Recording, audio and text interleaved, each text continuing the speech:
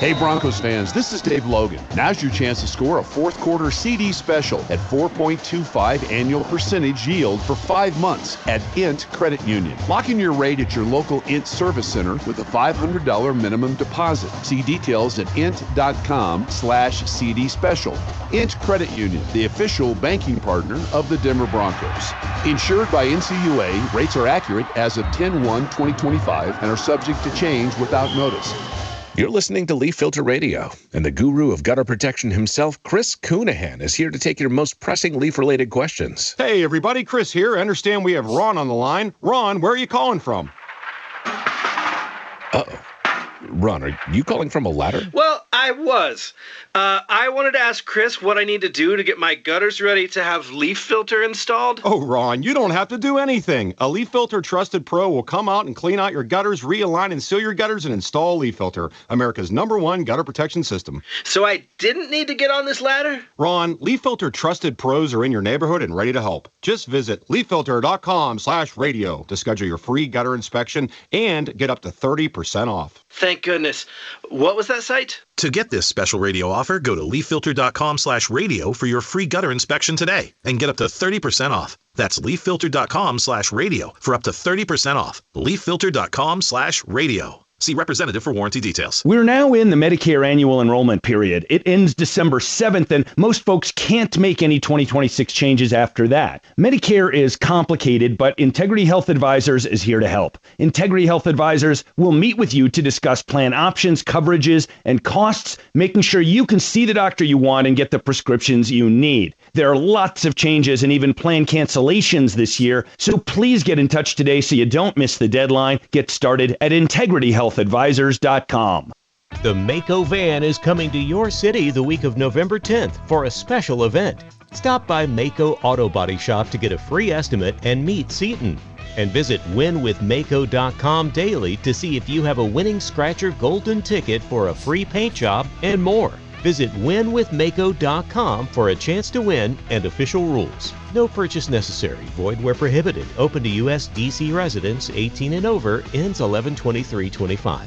If you have an IRA or 401k, this is a message you really need to hear. In just the last 2 years, the price of 1 troy ounce of silver has more than doubled, up over 100%, and silver is now poised for major gains in the months ahead. Call Advantage Gold at 800-741-GOLD to learn how to convert a portion of your retirement assets into physical silver and position yourself for the next wave of growth in precious metals. It's not too late to leverage the power of silver to help secure your financial future. With the devaluation of the U.S. dollar and volatility in the stock market, silver continues to be a safe haven asset that investors trust. When you call 800-741-GOLD, you'll get your free precious metals rollover guide, plus a copy of former IMF Chairman Ken Rogoff's book, Our Dollar, Your Problem. The time is now to consider adding silver into the mix to protect your retirement. Call Advantage Gold at 800-741-4653. Consult your financial advisor before investing. Call 800-741-GOLD. We've got a cool day for Halloween, but we are going to see some sunshine after starting off with some cloud cover. Highs today near 50 degrees, so not bad for trick-or-treating. I'm Fox 31 Pinpoint Weather Team meteorologist Kylie Burse. This report is sponsored by Our American Stories. This is Lee Habib, host of Our American Stories. On our next episode, we'll share the story of how the greatest ditch in the world came to be. You won't want to miss the next episode of Our American Stories. KRFX HD2 Denver. KHOW Denver. An iHeartRadio station. Make us the #1 preset on the free iHeartRadio app. Listen for all your music, radio, and podcasts. Free never sounded so good. ABC News, I'm Sherry Preston. The government shutdown is now on day 31. What do the American people think? Here's ABC national correspondent Stephen Portnoy. A third of those surveyed in the ABC News Washington Post Ipsos poll say Democrats are to blame for the shutdown. But more, 45%, say Republicans are mainly responsible. The remainder, 23%, aren't sure. Overall, more than 6 in 10 Americans now say they disapprove of the president's management of the federal government. Trump's approval on that score has dipped to 36%. President Trump calling on the Senate to scrap the filibuster so the Republican majority could bypass Democrats and reopen the government. Republicans have been unwilling to change the rules to allow just a simple majority to get bills passed out of fear of what would happen if the Democrats take control. The last time a British royal had their title taken away was in the First World War. This time it happened overnight. Prince Charles stripping Andrew of his prince title over his association with Jeffrey Epstein. This is ABC News. FBI Director Kash Patel says several people in Michigan are under arrest for allegedly plotting a violent attack over Halloween weekend. FBI and state police vehicles were seen today at a high school in Dearborn in the Detroit area. Dearborn police are telling people in the city that there is no threat to the public. Sure, you get an extra hour of sleep, but only 12% of people polled by the AP in a recent poll said they like the biannual time change. One reason, it's not healthy for us. Here's ABC News Chief Medical Correspondent Dr. Tara Narula. Inside of all of us, we have this internal clock called a circadian rhythm, and that is finely tuned to the sunlight. That circadian rhythm controls our bodily cellular processes, digestion, our immune function, our metabolism, and so any sort of shift can throw that out of sync. The FDA says drug makers have recalled more than 500,000 bottles of a blood pressure medication over concerns that it could include a cancer-causing chemical, the medication Prozocin. This is ABC News. When you were a little kid and you thought about what you wanted to be, teaching was at the top of your list. But things changed. And as you got older, teaching didn't seem like the best option anymore. So you're thinking you'll be something else. But what would your 12-year-old self say? Now you want to be a doctor. You don't think teachers save lives? 25 at a time. An actress? Try playing a different role every time the bell rings. How about a scientist? Ever heard of physics? Chemistry? Who do you think teaches that? Teachers today are breaking down obstacles, finding innovative ways to instill old lessons, and taking learning far beyond the four walls of the classroom. It's time to recognize that great things are happening in teaching and put it back on your list. Don't try to convince yourself otherwise. You had it right the first time. Find out how you can make more at teach.org. Make more. Teach. Brought to you by Teach and the Ad Council. KHOW News Time, 10:03. It's the 31st day of the government shutdown, and Colorado Congresswoman Brittany Pedersen is worried about health insurance premiums as millions of people get ready for open enrollment. Far too many are going to choose to opt out, and that puts us all in a vulnerable position, and especially them. The skyrocketing costs will hit all of us. Several of the Congresswoman's constituents outlined the big jump their health insurance costs will see in the coming year if the ACA subsidies are not renewed. But Colorado Republican Congressman Gabe Evans blames Democrats for creating this healthcare crisis. So these subsidies that Democrats are talking about, we know that 20 to 25% of them are going to illegal immigrants. If we want to get the cost of healthcare down in Colorado, we have to stop paying for illegal immigrants. We have to stop being a sanctuary city and state. The shutdown will continue into a second month, with the Senate breaking for the weekend after Thursday's session. They'll return on Monday to work toward a continuing resolution and reopen the government. That's the latest. I'm Keenan Dixon. Now, impact traffic. Yeah, we're still looking at the cleanup out east on I-70 westbound approaching Pena or Airport there. Had an engine fire aboard a semi-rig. It looks like the fire is definitely out, but backups because the left portion of the roadway has been blocked there. It's backed up almost to E470, in fact. Other than that, you got a little slowing on 270 east coming off I-76 to York. We had a crash reported I-25 northbound at the Turnpike, but I'm not seeing any kind of delay there. I-25 south into downtown, slightly sluggish, but only 10 minutes between downtown and the Tech Center. With traffic, I'm Jonathan Steele. This report is sponsored by King's Hawaiian Sliders. Eli Manning here. There's nothing like football and King's Hawaiian Sliders. There's something about those soft, fluffy, irresistible King's Hawaiian Sliders that make them a winner on game day. Pick some up this weekend in the bakery or deli section of your grocery store. King's Hawaiian. There's nothing like it. What if you could delay your next 2 mortgage payments? That's right. Imagine putting those 2 payments in your pocket and finally getting a little breathing room ahead of the holidays. That's possible if you call American Financing today. If you're feeling stretched by everyday expenses, groceries, gas, bills piling up, you're not alone. Most Americans are putting those expenses on credit cards, and credit card rates are insane at 20 or even 30%. American Financing can show you how to use your home's equity to pay off that debt with rates in the low 5s. Their salary-based mortgage consultants are helping homeowners just like you restructure their loans and save save money every month, all without any upfront fees. Their customers are saving an average of $800 a month. That's like a $10,000 raise, and you don't even change jobs. Call now before it's too late. American Financing at 303-695-7000. That's 303-695-7000. Or go online, AmericanFinancing.net. NMLS 182334, NMLSConsumerAccess.org. APR for rates in the 5 starts at 6.196% for well-qualified borrowers. Call 303-695-7000 for details about credit costs and terms. Now, your chance to win $1,000. Enter this nationwide keyword on our website. WIN. That's WIN. Enter it now. Did you hear that? I can't hear you. Speak up. I heard that. I wish I didn't hear that, but I just heard that. 630 KHOW, Denver's talk station. 630 KHOW, Denver's talk station. Talk radio. 630 KHOW.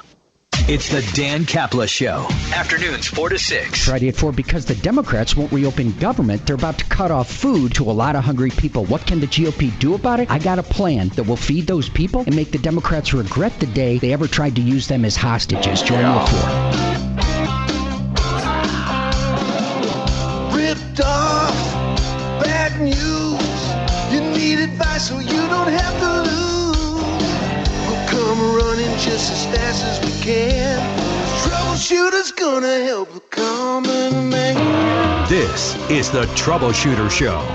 Now, Tom Martino. Hi, I'm Tom Martino, and I'm at Mikasa Studio. We have also Marc Mager. Take it away. What do we got going on there?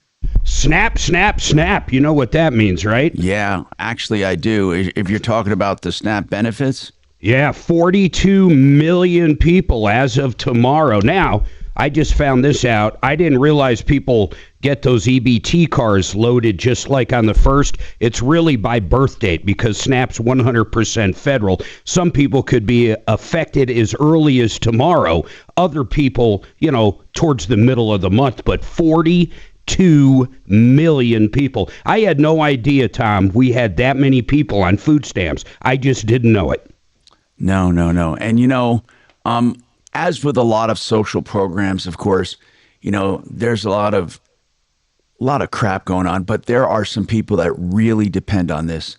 Oh, no doubt. And it's really important. You brought up something the other day that I really never thought about. And you were saying, if you don't have a permanent solution, as the governments have done in the past, they have routinely passed these temporary bills. Yeah. And it's routinely, and this time, no. And I think that's the part that really gets me, is I never realized, I guess, as you had put it, that this, in the past, this has happened many times where they just pass these temporary measures and then work on a permanent solution. In fact, they've been on temporary measures for years and years and years.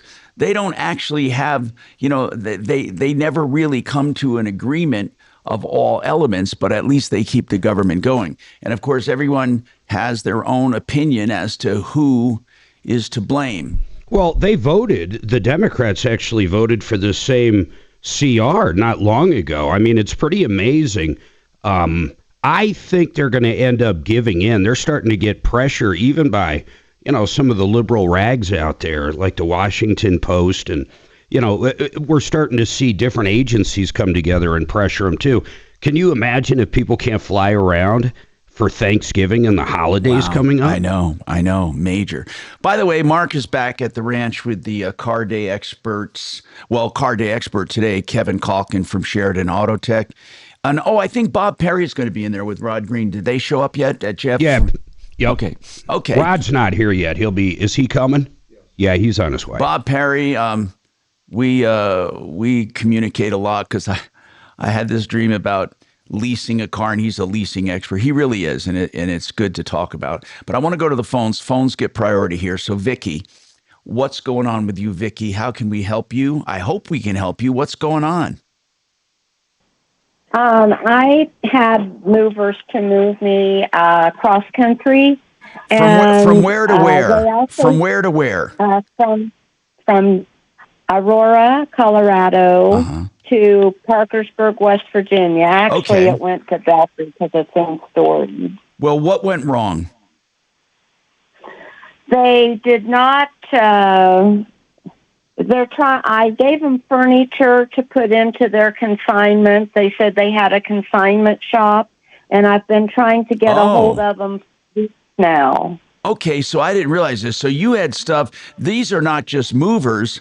They had a consignment shop. Is the consignment shop here in the Colorado area or in West Virginia? No, it supposedly was supposed to be here, but Kingsley misinformed me evidently because he's not located at the location at 30 South Havana, Suite 309. I stopped over the leasing office, said they have no one there but that name. He's falsely advertising that on Google. What's the name he's going by? Movers on Demand. Okay. And right now, if you make a phone call, will he answer? No, he actually hung up on me yesterday. I called 4 times. No, they will not answer. Did your stuff? Michael, what part of the move are you at right now? Like, did you get the stuff to West Virginia? The stuff you were moving? I'm still in Colorado. My brother met them at the storage, and Greg said it looked like they got everything off the truck, but I'm not there to yeah, do but a at least, check Vicki, that you wouldn't believe what a victory that is, because half the time movers don't even deliver it until they shake you down for more money. Okay, so the main. Okay, I figured as much. The main here's the main stuff was moved, and now you're looking for stuff that you put on consignment. About how much stuff did you put on consignment? I had 2 curio cabinets. I had a bedroom set. Oh, wow. And there was a bedroom set. He said, we have a consignment shop now, and we can try to sell that for you, and you won't have to donate it or How long ago did it go into consignment? How long ago? September, I want to say it was around That's September okay. 27th. September. So right now, let's narrow our focus to this stuff on consignment. What did he say before he hung up? I mean, did he say that he has your stuff? He doesn't have your stuff? I mean, what was the communication? When he picked it up, he said, we've got a consignment shop. Right. And he said, and he said he would take it there and try to sell it within 3 months. Okay. And did you get anything in writing?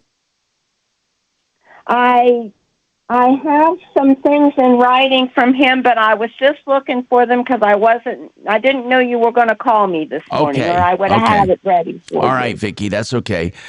So just for people listening, Vicki called 303 Martino, and then we call back. So here's the deal. We should call these people. I mean, why did he hang up on you, by the way? Because I guess he must be scamming me. That's my opinion. Well, was your stuff worth that much? Was it, it doesn't, used furniture is not a way to get rich. I mean, if he wanted to do a scam, was your stuff worth, how much was all that stuff worth?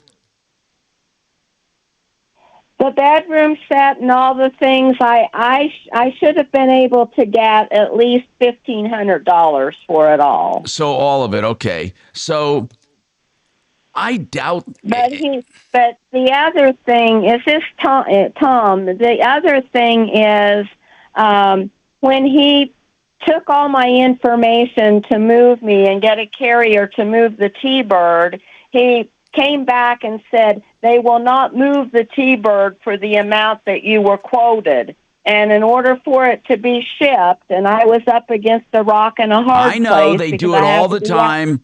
They do it all the time. For those listening, the normal scenario is this.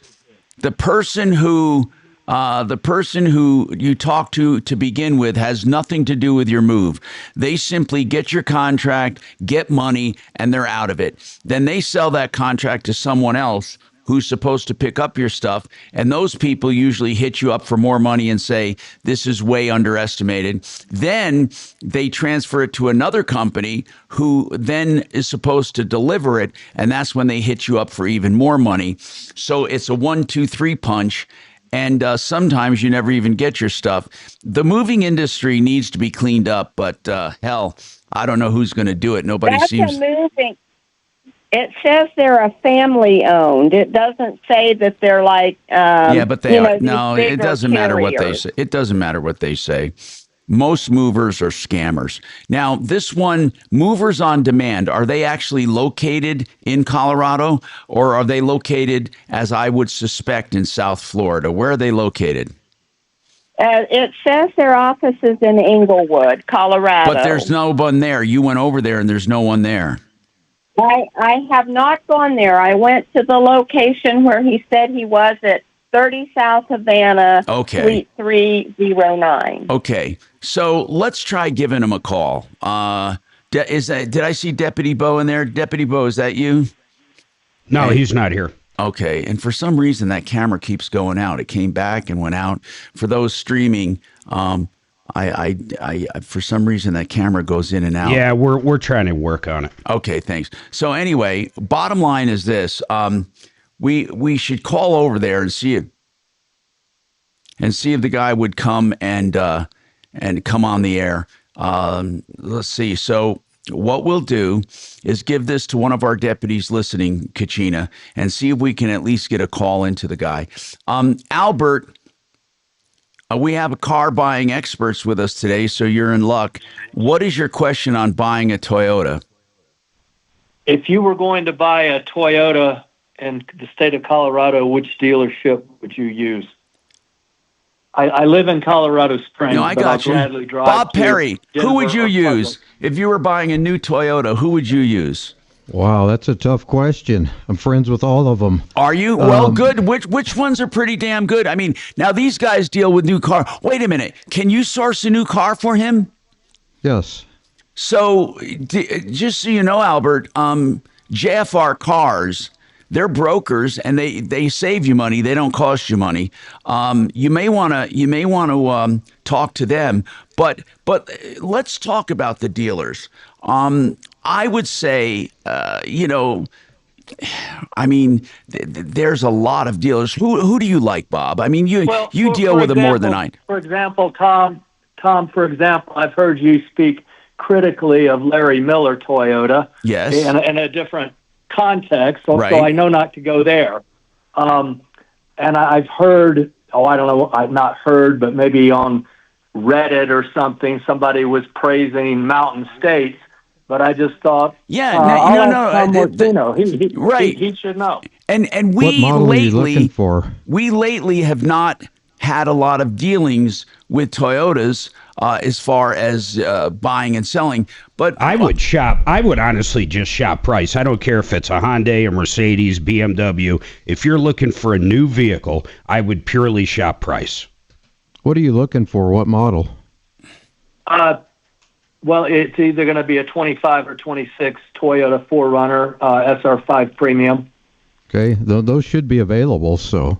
yeah, but where would you go? If you were going to, Bob, walk into a dealership, what about Stevenson, the Stevenson Group? I know that Stevenson doesn't own it anymore, but how is that group?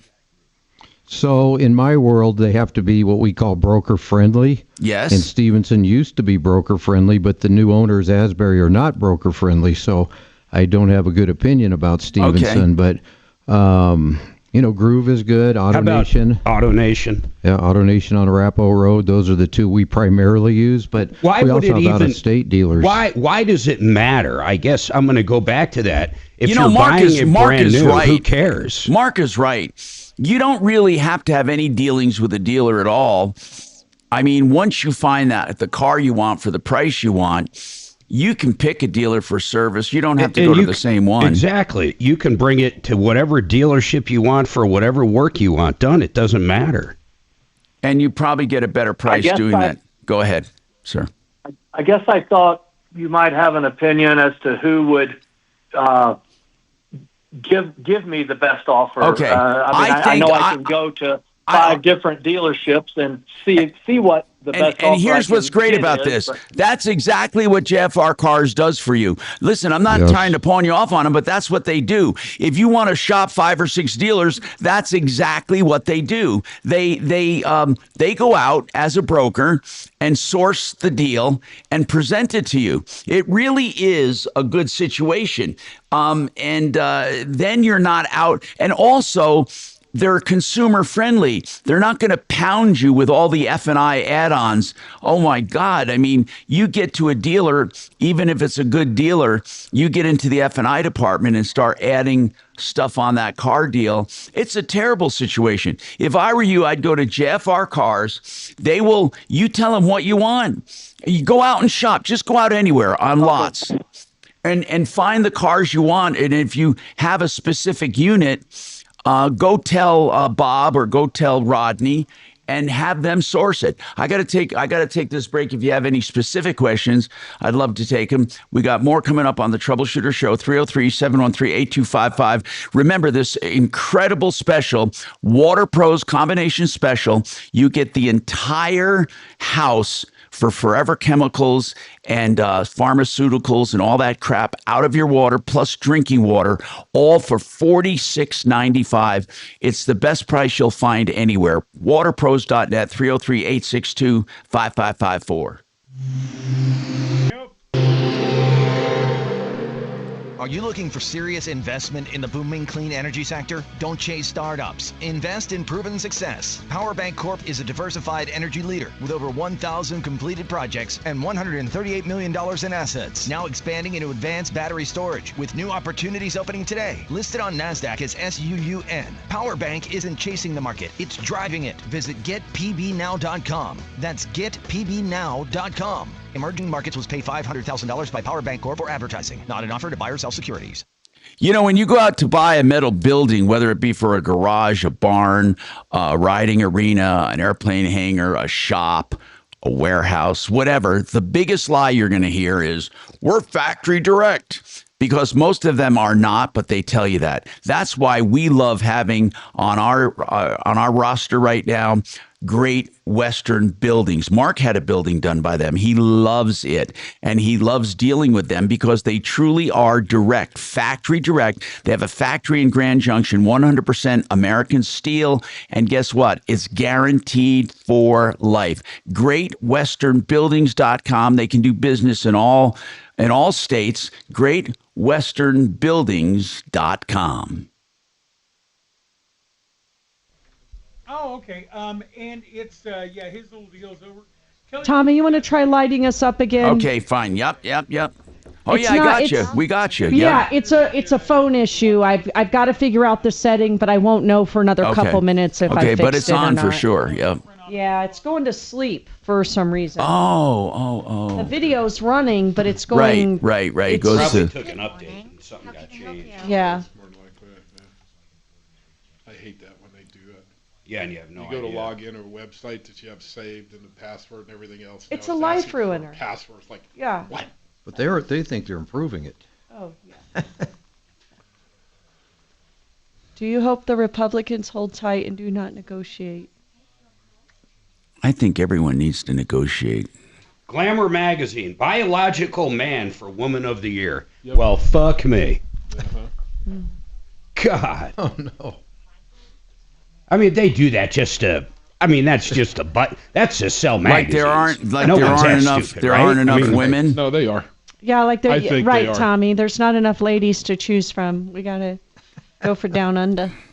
I mean, that's crazy. I'll tell you where this country went just crazy. When we gave women the right to vote. I'm kidding. Oh, you don't have to kid. I'm That's a good kidding. And driver's license. That was stupid. Well, there's that. I'd like to meet that guy that said, you know what? Women should drive too. Oh, okay. I'm kidding, ladies. I'm kidding. Savvy, I'm kidding. I like the videos of women that are on their way to work and are like, why do I have this right again? I don't want this. Well, what did you say? That's why they have self-driving cars? Now, yeah, that's why Tesla. Yeah. Can you open up your Cap One app for me? I need your phone for a minute with the Cap One app open.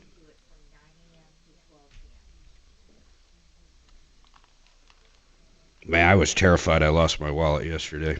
Oh, I hate that feeling. Oh, this God. is the monthly for Mark. Oh, He's shut it. always What do you set them down? I mean, how do you lose your wallet? You leave it at a brewery. Yeah. Pretty much that's exactly what happened. Mark. I don't take my wallet to a lot of places. Yeah, neither do I. I just pull out a credit card or something. Throw my wallet in the glove box or something and lock it up. Like you're going to do today for our pizza? Mm-hmm. I don't know what that means, Ronald Tate. Mark, I have already done everything I can to insulate myself from Trump's actions that could affect me. Question. How is that a question? Are you saying I should poll that? What is that? What do you mean, Ronald Tate? Nice Tate. I've already done everything I can to insulate myself from Trump's actions. It's Ronald Tate.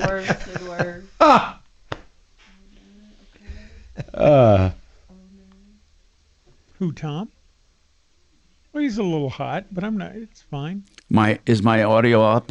You want me to turn it down a little? Well, something's wrong with Kelly's headphones, so you're making it crazy. You have too much coffee? Give me a minute. Did you drink coffee, Shannon? Uh-huh. Okay. Sometimes not orally.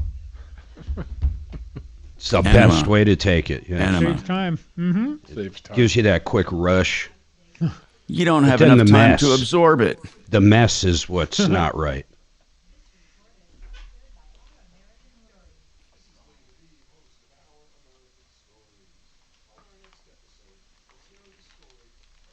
Okay, now if you can open up your Frontier Barclay card. All right, here we go.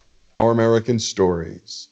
Hi, I'm Tom Martino with Marc Mager and Kevin Calkin, and we have Bob Perry from JFR Cars, and the lovely Suze is there in the studio if you're tuned in. And I have a question here on I was just had it here. Tom, ask your car expert when I should do my timing chain. And first of all, do chains have to be replaced, or when it's a chain, is it usually for only when there's a problem? How does that work? Are belts the only ones that have to be changed? Yeah, belts are the only ones that have a time interval. Okay. The chains you would take, if you start getting a rattling when you start up, you can have tensioners or guides or something starting to go out. And he might be saying chain and meaning just the timing thing. Sure. Anyway, he has two vehicles. Both have timing. Oh, he did say that both have timing chains. A 2001 GMC Sierra, 200,000 miles on it. And then he has the 2011 Mitsubishi Outlander with 125,000 miles. Is there a such thing as just doing preventative maintenance and with that many miles saying, hey, that GMC Sierra has 200,000 freaking miles on it. Yeah, it's probably got some good wear and stuff on that chain. It wouldn't hurt it at all, but there's no recommended intervals. But is it expensive to do that on a chain for a GMC Sierra? Depending on which engine and so forth he has. Chains, there's a lot more to them than it is a belt because they get different timing sprockets, everything else. You can spend $3,000 to $5,000 on a timing chain pretty quick. God. And as far as belts, that would be according to the manufacturer's recommendation. They usually give an interval of 60,000, 90,000, whatever. Right? Exactly. Okay. Hey, I wanted to get Bob's opinion and yours, Tom, in fact, and Kevin's. These car dealerships like AutoNation that have one price. In other words, there's no haggling. You go in, you pay whatever's on the sticker. I find that ridiculous. What are your opinions on it? To me, that's the whole thing. You want to go in and be able to negotiate. When they just shut it down, like bam, it just makes no sense to me. Yeah, but if you go at another place and their one price is $1,000 less, so who cares then? Are more and more dealers going to one price? Yes, and there's ways around the one price in that they will use old stockers as a way to discount a car. What does that mean? So if they have a twin car, like say just a new Honda Accord that's been in stock for 60 days, and you're looking at one that just came in, they'll try and put you in that one because they've lowered the price. Just because of the floor plan. I mean, they don't want to be sitting on the They money. want to move that one first. So they don't negotiate, but there's ways to get a car cheaper. And you don't seem to mind it with Tesla, Mark. They're sort of one price, no negotiation. You go in and you're going to pay what they charge. You're absolutely right, but you're dealing with the manufacturer. You're Directly, buying direct from the manufacturer. That's right. What drives me nuts, though, these one price ones, it's like, well, where do they draw that line? If it's a $50,000 vehicle and you're going to make a deal for $49,800, are they literally going to tell you no? My understanding is yes. Yes, otherwise they're not a true one price dealer. Or else they're truly not there, and it just seems crazy to me. I don't know. Maybe I like that aspect of buying a car. But that's why you go to the F&I Well, department. Mark, then I've seen Mark shop for cars, and he, not the Tesla, but the other cars, and he works one against another. I mean, you love the haggling. Oh, every Hyundai I bought, I start out at a Rapo Hyundai, I go to McDonald Hyundai, and I go to that one in the Springs. What's that one down there called? I forget that. I'm not sure. It's probably a Phil Long store. And I'll just shop them. Usually about 5 or 6 days later is when you start getting those callbacks. You can't be ready to buy. If you go in to buy a vehicle, do not plan on buying it that day. Would you agree with that, Bob? Let them sit, let them simmer with the offer. They're going to call you back. I mean, most of the time. I guess it just depends on time of month, well, too. When someone uses you, like that guy that called up with the Toyota. Correct. I mean, what do you do? Like, if he wants a particular car, first you got to find the car. And then what? Do you call him up and say, hey, I got a guy? How do you beat him up on price? Do you actually haggle? That's it. How do you haggle? So we don't necessarily haggle. We've got someone within the dealership that deals with us. Sometimes they're called a fleet manager. So because we buy a lot of cars, in a month or a year's time, we get special pricing because we buy more cars than one person does. Oh, of course. So they give us pricing, in relation to cost, and then we just go from there. I got it. But it's got to vary, too, with the model. If they're not available, you're going to pay their price. They're not going to haggle with you. Oh, yeah. When cars are in demand, you're at their mercy. Now, when you guys source a car or find a car and sell it, are they technically buying it from you, or are they buying it from X, like Stevenson? So on most new cars, the paperwork is from Stevenson or the new car dealer because of warranty work, and registration, the warranty and all that. Yes. I got it. Do you think more and more manufacturers want to do that direct model that Tesla does? I mean, I really like that model. I really do. I mean, even though it's one price, it just seems to be such a great value if you look at the cars and what they cost compared to comparable cars. I don't like the dealer model. I just don't like it. I mean, it's, like that one guy says, what dealer should I go to? The experience can vary so widely, and it shouldn't be that way. And I'm wondering... I like what Hyundai's doing. I want your opinion on this, Bob.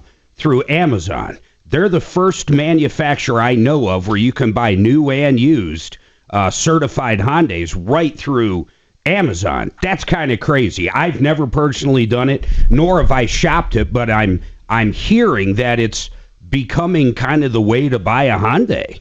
I didn't know they were doing that. So no, I didn't either. That's incredible. Interesting. Yeah, it is very interesting. Okay, so this was just to switch gears here a little. This guy says, it could be a woman, actually. It's a text. So I have an empty room, and I was thinking about renting it, but you scared the hell out of me with your discussion the other day. And that's true, and it should scare you, because if you rent a room out, even a room, you have to have, and you rent it for a certain amount of time, you may not be able to get rid of them as easily as you think. You need to be really careful and dot your I's and cross your T's and make sure you don't get yourself into a never-ending lease. Because right now in Colorado, it's just crazy. You have to have a just cause to get rid of people after a year.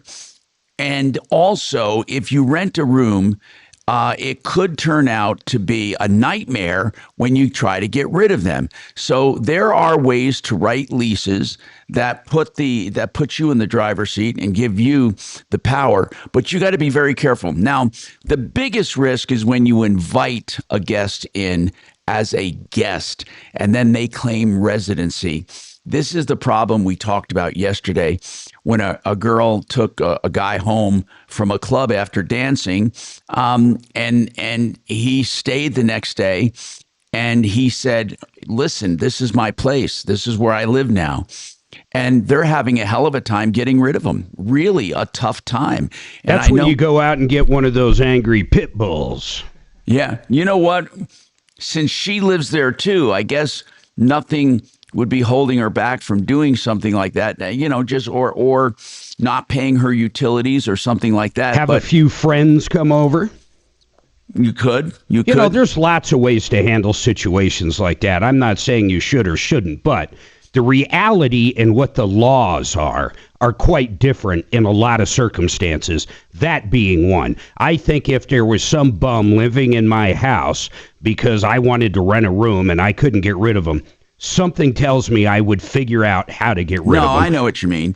And there are other people who, if you look on YouTube, not here in Denver that I've seen, but they offer to move in along with the squatter or along with the uninvited guests and make life miserable for the person. We had one in Colorado Springs. Remember this time? It was towards the ass end of COVID. And what happened was, same kind of thing.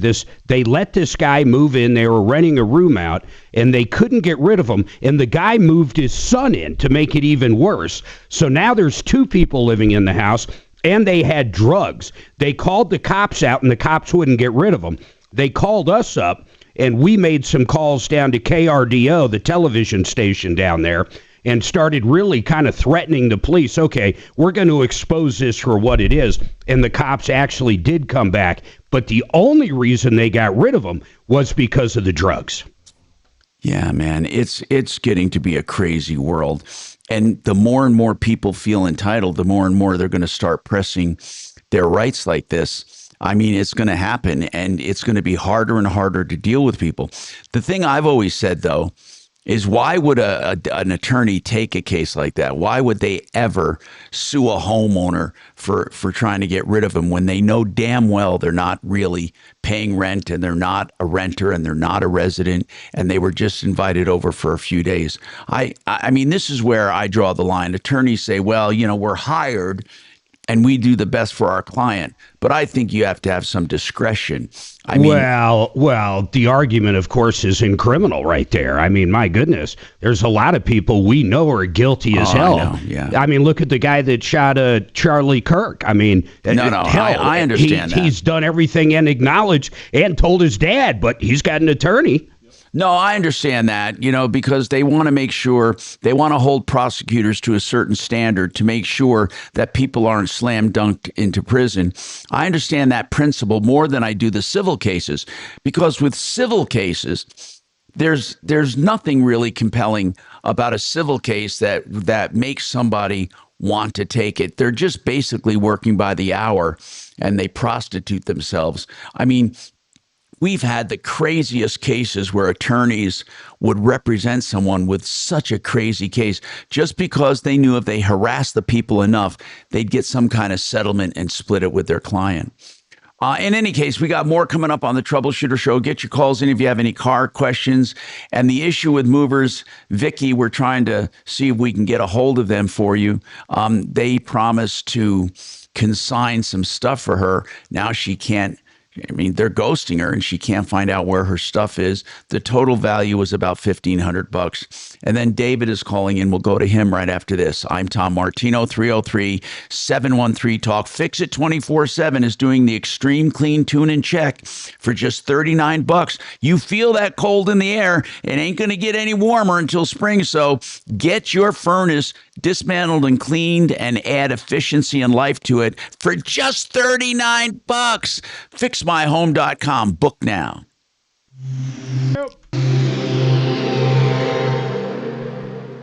This is Denver's Talk Station with Tom Martino now. Dan Kaplis today at 4, 630 KHOW, Denver. Now, Impact Traffic. Yeah, spotting a crash coming in through downtown. It's southbound, about 20th Street. A couple, 2 or 3 cars there with police. They're on the left shoulder, but it is jamming back to 38th Avenue. A little tight jam up, in fact. 270 running slightly heavy out of the Commerce City area, and we're still seeing quite a bit of slowing to the east because of a semi that was on fire at one point. At least the engine was. This was westbound 70 at Pena. Still some slowdowns from E470 as you're coming through. A lot of construction in that area also. With traffic, I'm Jonathan Steele. This report is sponsored by Red Pilled America. Brought to you by Rock Creek Farm. You pick 'em pumpkin patch and corn maze. Halloween is almost here. Get to Rock Creek Farm in Broomfield to pick your perfect pumpkin. Get lost in miles of corn mazes and grab your fall decorations and bake treats too. Tickets at rockcreekfarm.com. You know, my message about this may not mean much to you if you haven't been in an accident with an injury, but put the name away if you ever do get into an accident. You're going to have all kinds of questions. What I love about John Fuller, you don't have to hire him. You don't have to sign up. You don't have to do intake. You just call the office and say, can I talk to John Fuller? He's the attorney, and he'll talk to you about your case. And that's the great part about it. It's very informal. You can talk to him and get all of your questions answered. Now, if you want to hire him, you can. And it's still no out of pocket. It's on a percentage fee basis. And you can still talk to him like that because he'll give you his personal cell phone that you can call or text at any time. That's a true story. John Fuller, 303-597-4500, 303-597-4500. You know, becoming a landlord, we just talked about how it can be such a hassle. But Vestera Turnkey is making it easy. First, they don't do it in Colorado. They find markets around the country that are hot for equity and strong rents. And then they help you identify great properties. They help you buy them. And then they help you manage them and take the day-to-day phone calls even. They nanny you through this entire process. Vestera Turnkey. If you want to be a landlord without the conventional risks and hassles, call them and ask them what they can do for you. 303-888-3788. 303-888-3788. What'd you get? 8? 4? I just put 1,000 down. I can get whatever I want. Okay. Interesting. As soon as he has it, yeah. He'll be a moneymaker. We made money on him last year. It depends on what his tickets are. Well, we didn't get to go when he played Allegiant in August. We didn't get to go. We ended up selling. Remember, he was going to be with Jelly Roll or something. We ended up not being able to go because I forget what we were doing. Anyway. No, my point is, though, it still depends how much the tickets are. I understand. Yeah. My point is, I'm not sure they're going to be much different than what they were. I hope not. It's crazy. Technically, I'm still the problem. Oh, it's nuts. Yeah, we bang. One of my guys makes money. Technically, I'm still the problem, Suze. Parking at Investment. He is the problem. He buys one of Isn't that the name of the tour? Probably. I'm still the problem. Oh, yeah. Yeah. It's crazy what people will Just a park. For a parking space. You figure by then you can just get a private driver. Well, yeah, I mean, Uber's not that much. Train, it gets within a half a mile. I mean, that's what we do. What's that? Park and ride and take the light rail to Invesco. God, I forgot. Maybe I am going to see if Mark will let me switch. What? The games. Afternoon. He just made me think of the damn football game coming up. What, Thursday night? Thursday night, we're supposed to go with Mark Szymanski and his wife to see, I think it's the Raiders. Yep. It is. But he's trying to skip town to help our son winterize his place because our son is kind of clueless with that stuff this time around. That kind of stuff, yeah. First year and a half. Well, he's making bank out there. I know. Somebody to come out and, they got a handyman. He can probably pay a couple $100. That's what I figured too, but. Yeah. He's living like a king in that little town. I mean, you got a $800 like a mayor mortgage. And, he's Where the mini mayor, Shadron, Nebraska. Oh yeah. It's UNT. You know where it's at? Yeah. Yeah, they're by Alliance and Rapid I used City. to have the car dealers there. He just sold them. What's that? friend of mine owned the car dealers that were there, most of them. I don't think there are any car. You mean like used cars? No, new car dealers. There's GMC. In Chadron? Oh, yeah. Buick, Dodge, Ram, Jeep, GMC. They had all of them. Oh, yeah. I didn't know that. Yeah. God, they must be tiny little lots. I mean, they are. Yeah, but, okay. There's still a need. Oh, of course. Let's see here.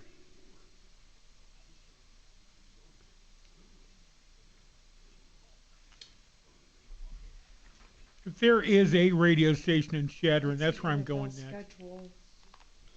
Dude, 5,000 people. Can you? It's so insane. But all the little towns around there. Oh, you know what I learned is, Chadron's kind of surrounded by reservations.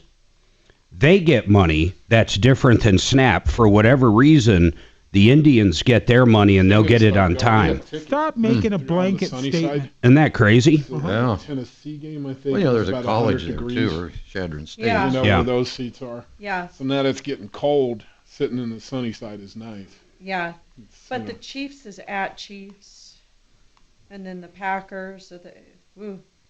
If we don't take this one, babe, we may not get to go. It gets later. Why? What else is there? Everything, all the other games are. See something. Broncos. All the other games are what? Out of town? Let me look again here. Okay, Broncos. Oh no, I'm sorry. Chiefs and Broncos is on the 16th. Yep. That's here. Yep.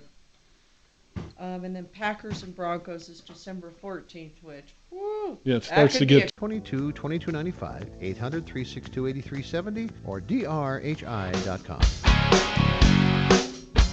Hey, I'm Tom Martino, your troubleshooter, 303-713-TALK, 713-8255. Let's go to David, who has a comment on renters. Go ahead, David. What's happening with you? I was watching a program the other day, and a lady turned her house into a hotel. And the cops have to come when she calls, and when they don't pay, and the cops come right away, and they have to take them out. What? Yeah, hotels are a completely different thing. Yeah, and first of all, she'd have to do it through zoning and all that too. I mean, that would be hard, but that is a twist in the law. Sure. Yeah. So hotels do have a whole completely different list of regulations, because otherwise they could not function if people just held over. They would not be able to function. So are you saying that cops will get involved when it comes to a hotel or a motel? Oh yeah, yeah. Have you ever seen anybody? No, you're right. Come to think of it, I've never come and take them out right away. No, I've never thought about that before. I mean, I never really, but you're right. They're not going to put up with it at all. Maybe there is some way to make the rules for your house when you're renting out a room similar to that of a hotel or motel. All right. We have Karen, who has a question on a roof claim. Go ahead, Karen. What's happening with you? Welcome. Hi, Tom. Thanks for taking my call. Yes, Karen. I had a friend call me, and he does roof estimating, and he worked with State Farm to bring up the price because what they were offering wasn't enough. Now the contract went south. We didn't sign anything or anything like that, and he's charging me $3,000 because he was able to get. Wait a minute. Is this a public adjuster or a roofer or who? What is this person? Well, I think he's like a claims adjuster. He comes in when people have roof issues, and he hires the companies to do the roof work, and he also hires a company to get the right price that you need. No, I understand. It sounds, Mark, it sounds like she's talking about a public adjuster. Public adjusters, Karen, are adjusters that work for consumers. We have one on the referral list that does a great job for people. And what they do is they try to get, like you said, more money for the claim to make sure everything is covered. And then they even have references to roofers and other people. But the point is this, though. It depends on the contract. Did you have a contract with this adjuster? No, we did not sign a contract, but we spoke an agreement to have him do the work. But he wasn't fulfilling what he was saying he would do. He said he'd match what State Farm came up with in the end, and he was still a couple $1,000s more than what they would do. Okay, but let me get this straight then. You hired him originally to negotiate this claim, and he negotiated the claim, and then he started the work, and you decided to go with someone else after that? No, sir. He has not started any work. All he did was get the money from State Farm. Got it. Okay. Do the work. And how much was he able to get a really good? So he didn't actually get the money; he just got it approved, right? Correct. I have the money, and he did get a good amount of more money. It's like $27,000. Okay. Now, here's what I want to know. Why did you decide? So you decided not to go through with having him do the repairs after he settled the claim. And he is saying, look, I should be paid for at least what I did, right? Correct. Well, he wants 10%. He wants 10% of the money that he was able to up. We don't have a signed contract, and I did not like his what he was going to do.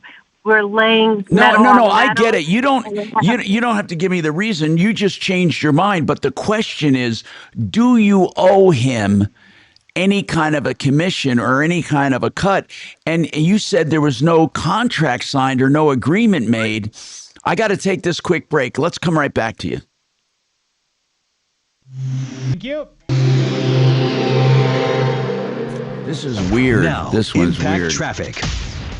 Yeah, spotting a crash coming in through downtown. It's southbound, about 20th Street. A couple, 2 or 3 cars there with police. They're on the left shoulder, but it is jamming back to 38th Avenue. A little tight jam up, in fact. 270 running slightly heavy out of the Commerce City area, and we're still seeing quite a bit of slowing to the east because of a semi that was on fire at one point. At least the engine was. This was westbound 70 at Pena. Still some slowdowns from E470 as you're coming through. A lot of construction in that area also. With traffic, I'm Jonathan Steele. This report is sponsored by Red Pilled America. This week on Red Pilled America, we tell the story of the famed Dilbert comic strip artist, author, podcaster, and everyone's internet dad, Scott Adams. Listen to Red Pilled America on the iHeartRadio app. That's Red Pilled America, a storytelling show.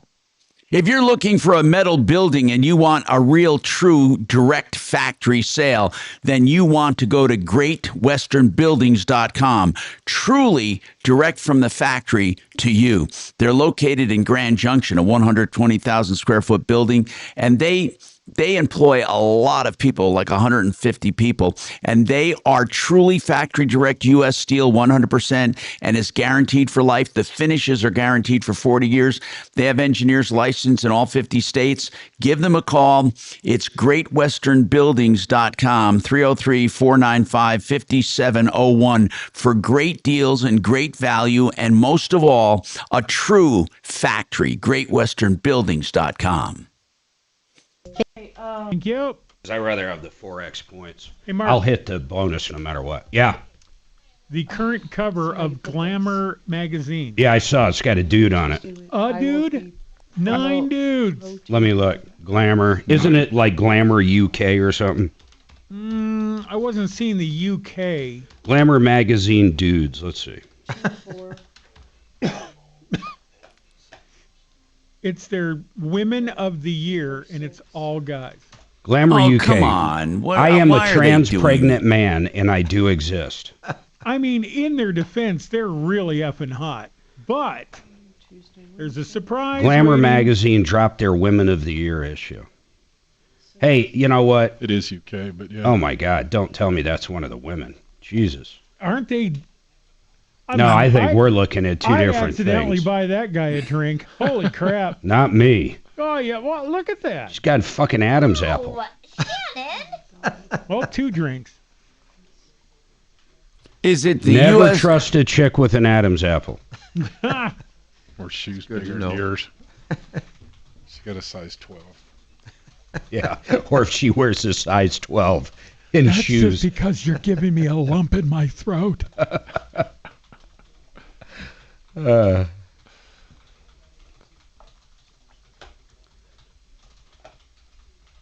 would say we're politically correct most of the time. Well, Women are just getting so screwed because first of all, there's not a lot of roles that were dedicated to women anyway, and now they're taking it away. I mean, especially in women's sports. And they fought for it so hard, and the same people that fought for that, like my mother, as a perfect example, are the same ones that are all pro-trans and all this weird shit I don't now. Understand. I can't reconcile it. Yeah. That's the problem. It's it's Tom's age. A lot of the hippies, like the 60s. If it has an apple, it has a banana. Falco, you're funny. Oh, my God. He's the one we're going to meet at the Brit Pub sometime, Mark. The Brit Pub? I want to go check out the Brit Pub. You get some beans and mash. Yeah, that's exactly what they have. That and a Reuben. It looks fantastic. Falco.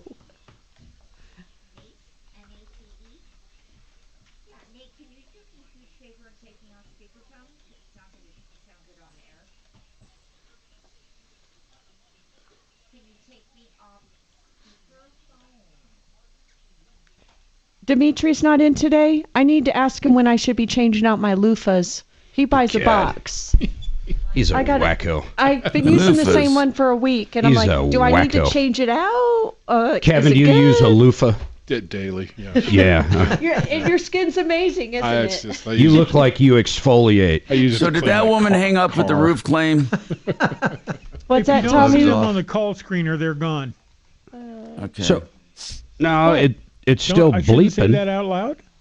No, it's still Kelly's blinking. trying I to don't correct understand. I think she's there. She's wagging her finger at me. I don't judge. I quit judging. If you use a loofah, Mark that's is your own very business. judgmental. I occasionally use a brush, a long-handled Take brush. some bugs off my windshield. What were you asking me Nice. last night? And you were like, is that judgy? It's like, I forget what it was. May not want to bring it up. I don't remember. You were like, is that judgy?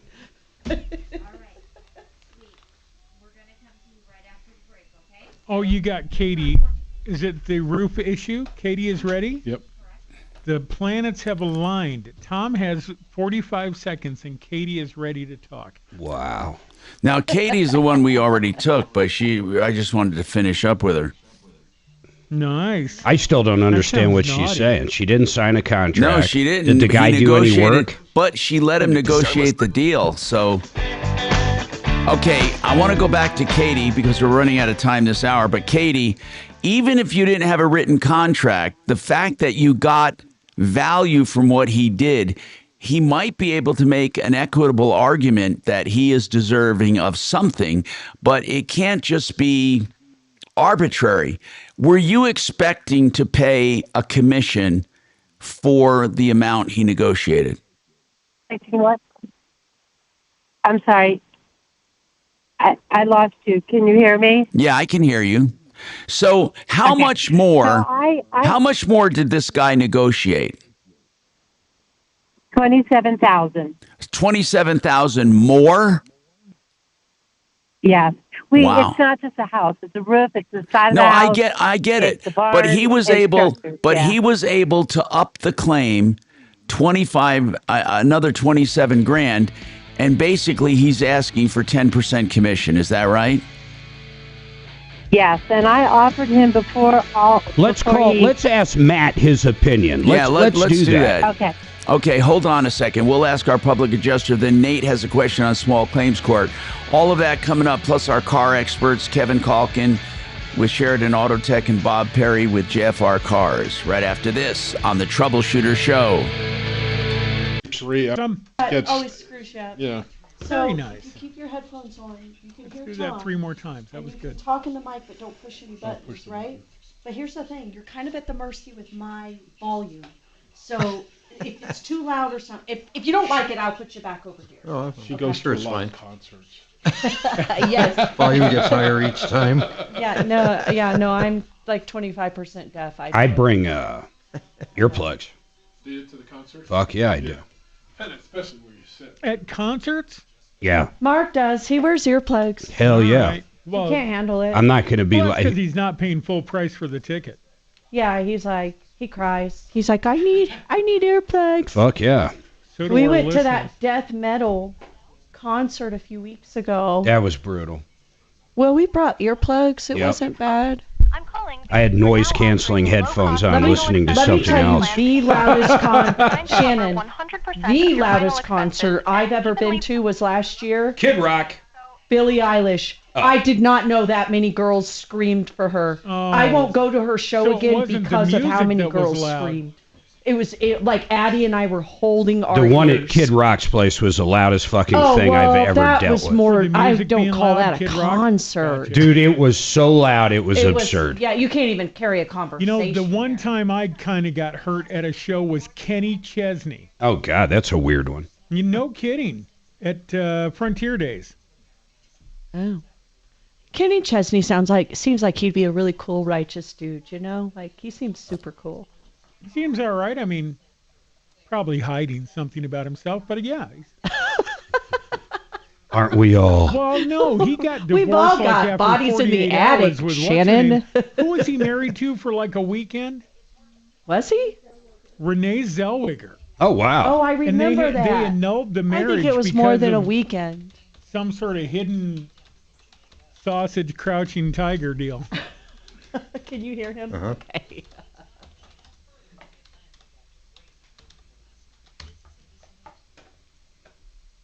That's why I change a lot of his lyrics when I'm singing along. I'm going to sit right here, pretend I'm not queer in Mexico.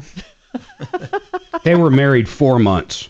Yeah, it was more than a weekend. That was the length of my second marriage. She filed for an annulment citing Man, fraud. you don't want to know what I did Oh, behind the really? Get out of here. Kenny Chesney fraudulent? Yep. Oh, my God. So they were I used to be obsessed with his they were albums. actually married 225 days. Wow. Well, I got that beat. How many days have we been married? How many No days? idea. Since 9/3. Feels like a million years. Well, it's kind of Gee, nice when thank you you. can No, I a good- appreciate a that. good I million appreciate years. that. Like, We've so been they're married being in- Oh, wait, you guys haven't been married long enough for either one of 11,746 you to get days. money. I Come on, think my we court. need to talk. That's a lot of Of days. pure bliss. Wow. It's a lot of years. Oh, can you get that, Kelly? Good morning, Troubleshooter Show. Would you like to talk to Tom and the gang? 11,700 some days. Woo! Oh, What, Chop, when it walks Oh, on its good. own from the hey, shower? Listen, I'm running the audio. I'll throw you right on hold. Hang on, brother. Don't run off. Oh, that's a rough one. What is your name and what is your question? Oh, good luck, Mark. Okay, George, and what is your question? He called yesterday. Is this with the parking lot from yesterday? All right, hold on, brother. It is. Thank you. Speaking of parking lot, I got woken up at 2 a.m. with a street sweeper Ooh. here in the parking lot. Oh, wow. I then watched him get out of his big noisy unit and go check every car door in the parking lot. Ooh, I wouldn't have thought of that. Uh-huh. And then he drove off, and I thought, no harm, no foul. I don't need to chase him down and kill him. And then a cop pulled up. But I didn't get around to asking the cop why he was there, but the neighbors must have called because, damn, that was loud. 2 a.m. Seen some weird stuff out there. This lady, My favorite they was the naked finally guy. got me the claim ID yesterday. Remember the great Colorado payback? Call 625-0128. 625, no results.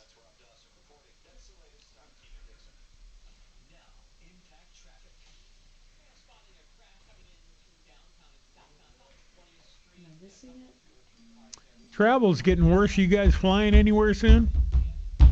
No, but Mark's parents are supposed to be here for Thanksgiving. They're liberal, Well, though. That'll be fine by then. I think it should be fine within a month, right? I don't know. Will you go pick them up if they can't get out here? I think it'll open back up next week. I think the Dems are going to cave here pretty quick. Once you see little, Sally not eating her PB&R. Or more fist fights Or at the PB front and door J? of a What is it? What's PB and R? The hell's a PB and R? Pabst Blue Ribbon. That's right. It is PBR. It's Pabst Blue. Once little Sally doesn't have her free beer on her EBT. That's how you really kick it up, boy. You let people buy liquor on the EBT card. That'd be glorious. Your boy might have to worry about fist fights at the exit of the store. Oh, they have, I think starting, is it tomorrow? Yep. Most Walmarts will have cops in them. Okay. Oh, my God. Hunting season. I'm not It's too gonna be worried about crazy. shattering. No. No, but yeah. Yeah, and it won't be the first day in Shattering. It'd take a while for trouble to get that. Sorry, should I? I'm good, thank you. It will be curious, like Roar and stuff. They took videos off of YouTube, off of what was the other big one? I think it was Instagram, of people talking about going in and taking whatever they want from Walmart. It's still all over TikTok, but that's because the Chinese want to see us have a civil war. Yeah. But I think most Walmarts are going to have a cop there. You should see the new update on my X. There's Mad Max mode now. Sloth. Mad Max mode? Yeah. Yeah, it's badass. Oh, and it drives so much nicer. Well, to me it does. I'm comfortable with Mad Max now. I was like, oh my gosh. You got a little crazy in you, girl. Yeah, you got a little crazy in you. Hey, by the way, Matt is unavailable. Matt is unavailable. Matt Stanford. Oh, that sucks. He's out there living his best life, like So on what a are we gonna lake do to in this girl? She's Nashville or on- something ridiculous This in chick's on Missouri. the edge, man.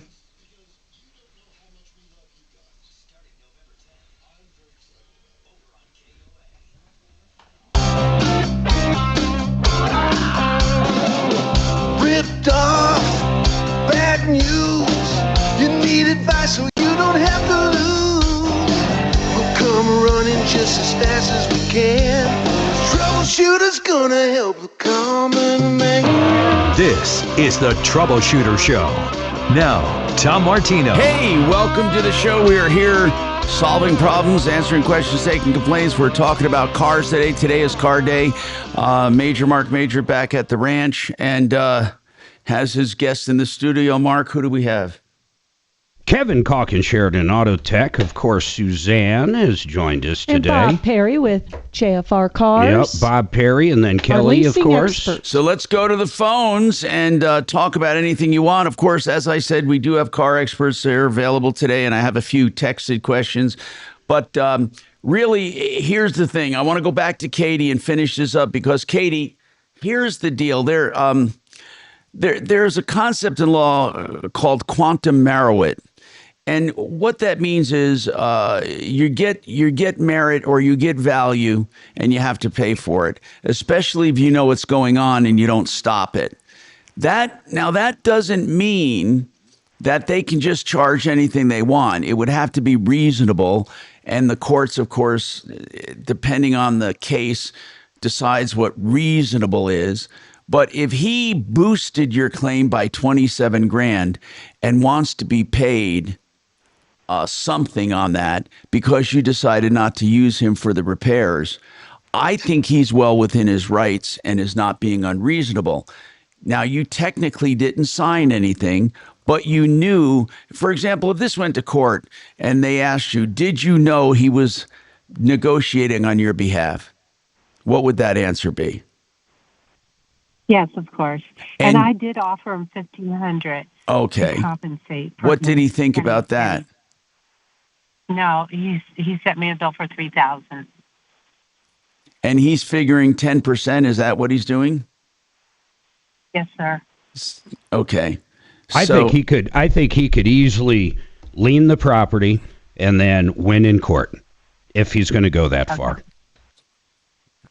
Okay. You know, I mean, it's not like he's being unreasonable. I don't know. Why did you decide not to use him, by the way, for the repair part? For a lot of reasons. I didn't like the way they were doing the repair. I had other people look at it and say, no, you have to do it this way. Wait. So he did do work? No. On the proposals. Right, we got you. So she didn't like the what he was proposing for repairs. What he was proposing. And my husband did not like his demeanor and how he's pushing his way around. He wrote me a nasty letter. And then the other thing is that Wait. You can't just glance over that. What did the letter say? It just said he was very disappointed in me, and he wrote all this stuff about just how he felt about it. Yeah, but people don't do that out of the blue. I mean, what led up to that? Was that after you told him to hit the bricks? Yeah. Okay, yes. I get it. After we had a conversation on the phone, and my husband said, "No way, I will not let you do the work with him." And then also, he said that he would go with the second time State Farm gave the proposal back to us with their prices, and it was still like, I don't know, within each area, a couple $1,000s more. But I don't want him to be out of pocket. I want to be righteous in this whole situation. Well, you're because there's multiple different things that was wrong with your house, and I want people to understand this. When you have, let's say, a roofer involved, you also have a fence guy involved, you also have a siding guy involved, and then if you look at your policy, because you have more than two different things, usually you get overhead and profit of 10%. So I think it's fair to pay him that 10% and then, kiss him goodbye. Okay. And that was the other thing. He kept talking about a PA, which is, I think, what you're talking about, that I was going to have to pay 10% for him to do, because legally he can't go after the overhead and profit. And he was going to have me do that. And I did not explain it until the last phone call. Wait. I'm sorry. You just kind of confused me, though. I guess, Katie, what I'm asking, is he a PA or not? Mark, what difference would that make if he did the work? I'll tell you why. Because if he didn't do any work and there's no contract, and he's literally not a public adjuster, he's just a contractor, I probably would roll the dice and tell him to hit the bricks. If he's actually a PA that can go in front of a judge and prove that he negotiated pricing up and got her money that she wouldn't have got, I think she needs to pay him. But that doesn't seem to be it if he's not a PA. Wouldn't you agree, Tom? Yeah, I guess I can see that point. I think I can see that point, yes. But really, no matter what, I think a reasonable people would say you're going to owe something. Correct. And like I said, I offered him $1,500 because I know that he's out of pocket some because he used a company to get the adjustment. Yeah. With State Farm to argue the dollars. So. I understand. Wait. Did this actually go to appraisal? Appraisal, no. What we mean by appraisal, did your insurance company take this to appraisal, which meant, were they balking at it and then you had an arbitrator? Who did they pay $1,500 to? Who the hell did you pay it to? Nobody yet. I haven't paid any money. He wants $3,000, and I offered to pay him. But wait. I thought you said $1,500. What is the $1,500? I offered in my letter to telling him that we were not going to use. No. You said you were out. She said he was out of pocket. Yeah, he was out of pocket. $1,500 for what? No, he's out of pocket some because he paid a company to go back and say, this is what it's going to cost for her to get this work done. Okay, I don't know. I just don't know what circumstance you're in. I have no idea. I mean, really, I have no idea now. But you're saying you didn't go to appraisal. Why did he pay somebody $1,500? Why? To do what? No. Did they show up at your house and State Farm sent somebody as well to your house? No, he walked the house with State Farm. They send a guy who comes out. State Farm does, and he met up with this guy. Yeah, that's and the guy went appraisal. through- You went through appraisal. Yeah, you're going to have a hard time. I mean, everybody knows you were using these people. You are going to have a hard time. Yeah, no. not You paying him. went through an official process called what Mark calls the appraisal process. That's what it's called. And if they sent someone out and then he negotiated with them, you went through a whole. He's owed the money. I mean, I don't see how you get around it. And for people listening, the appraisal's simple. Once the insurance company says, yes, there is a covered event, whatever it is, let's pretend it's a roof. Now they're going to say, okay, we're going to give you $15,000 for the roof. And you're like, wait a minute, it's going to cost $30,000. So then you go into the appraisal. I hire somebody, they hire somebody. Generally, they would meet on my roof, and the two independent people hired by myself and the insurance company would duke it out and come up with a settlement. And usually it's somewhere in the middle. It sounds like you went through that entire process. Yeah, I mean, Yes, sir. yeah. So that's a whole different ballgame. You actually went through that, and you are owed. I mean, he is owed the money. I mean, and he's not even being unreasonable as far as what he's asking for, you know? I mean, it's really not. And you're saying he's out of pocket $1,500 because he paid this person who did the appraisal. No. I'm not saying that. That's what I offered because I knew that he was out of pocket. I talked to a different roofer guy, and he said he probably paid $250 to $500 for them to. That's not true. readjust The last time I went through appraisal on a hardwood floor, it cost me $1,800. Okay. That's fine. Then I understand what you're saying. I don't want to do it wrong. That's why I'm asking. Yeah. Just if $3,000 I think is fair, and honestly, your overhead and profit, it shouldn't even take away from your claim. It shouldn't. Okay. Well, it does in a way because the roof, the way it needs to be done, it's going to be a little bit more than what they all came up with. So they're putting hat track on. It's a metal roof, and we're not taking it off because there's such an issue with the. Yeah, but that's not his. underneath That's the not phone. his fault. Yeah. That's not his fault. Right. I understand. So you're not even going I to do the roof. You're just going to put the money. I mean, you're just going to keep the money, right? No. We're doing the roof. Okay, but you have to come out more out of pocket. I get it. I'd tread water lightly with this guy because he did do the work. Yeah, he did. Let's move on. I think, thank you. 303-713-8255. You know, we appreciate you asking the question, but he's owed the money. Nate's got a question on small claims court. Nate, what's going on with you? Welcome to the show. Hey, Tom. Hey. Thank you. So I received a brochure from Chase Bank for a United Airlines credit card offer. Yeah. And the offer was 80,000 bonus miles. I spent the minimum amount of money to qualify for the bonus. Yes. And then Chase only gave me 70,000 bonus miles. Why? No idea. I reached out to their customer service. I figured it was just an error on their part. They said they would look into it. They got back to me, said I didn't qualify for the offer, but no explanation why. And I have the brochure with my name on it. Clearly shows 80,000 bonus miles. Well, I don't. So I don't understand what they're using. What are they using to justify their stance? Nothing. I mean, they didn't really tell me. They just said there's different offers for different customers, and I didn't qualify. Even though I have the brochure with my name on it, and it shows 80,000 bonus miles. Yeah, but did they? Here's what I need to know. We'll get into it. Why did you not qualify? Did they tell you why you did not qualify? They did not. No. I think. listen. We'll tell you the process for small claims court.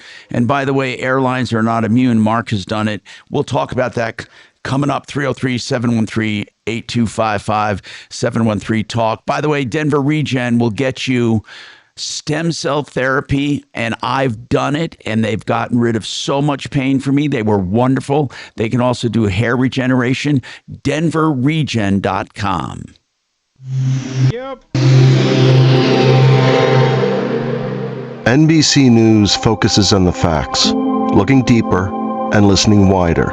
It's clear reporting, free from opinion. Facts, clarity, calm. NBC News. Reporting for America. All right. You know, I love talking about Vestera Turnkey because they're helping people to become landlords without the conventional risks and hassles.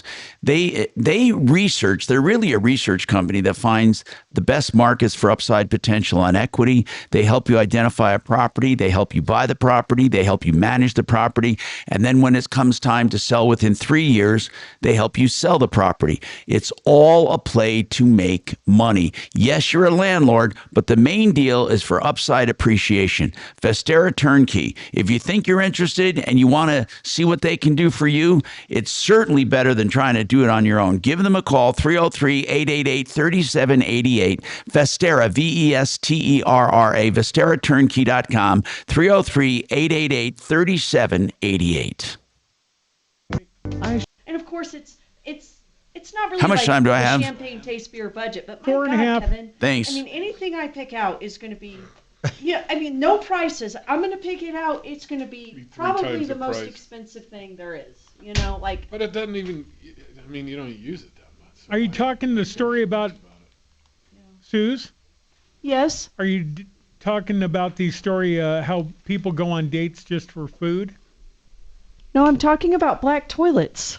Oh, interesting.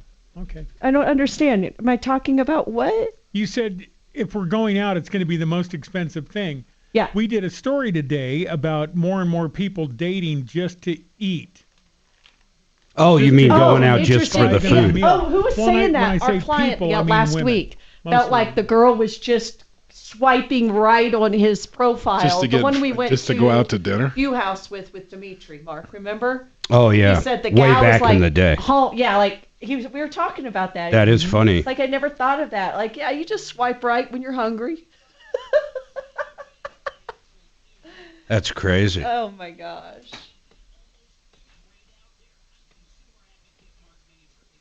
Well, I swiped right because I'm hungry too. We are at an impasse.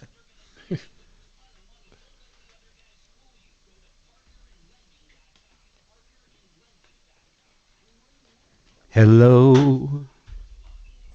What? I would say, tell me if you agree,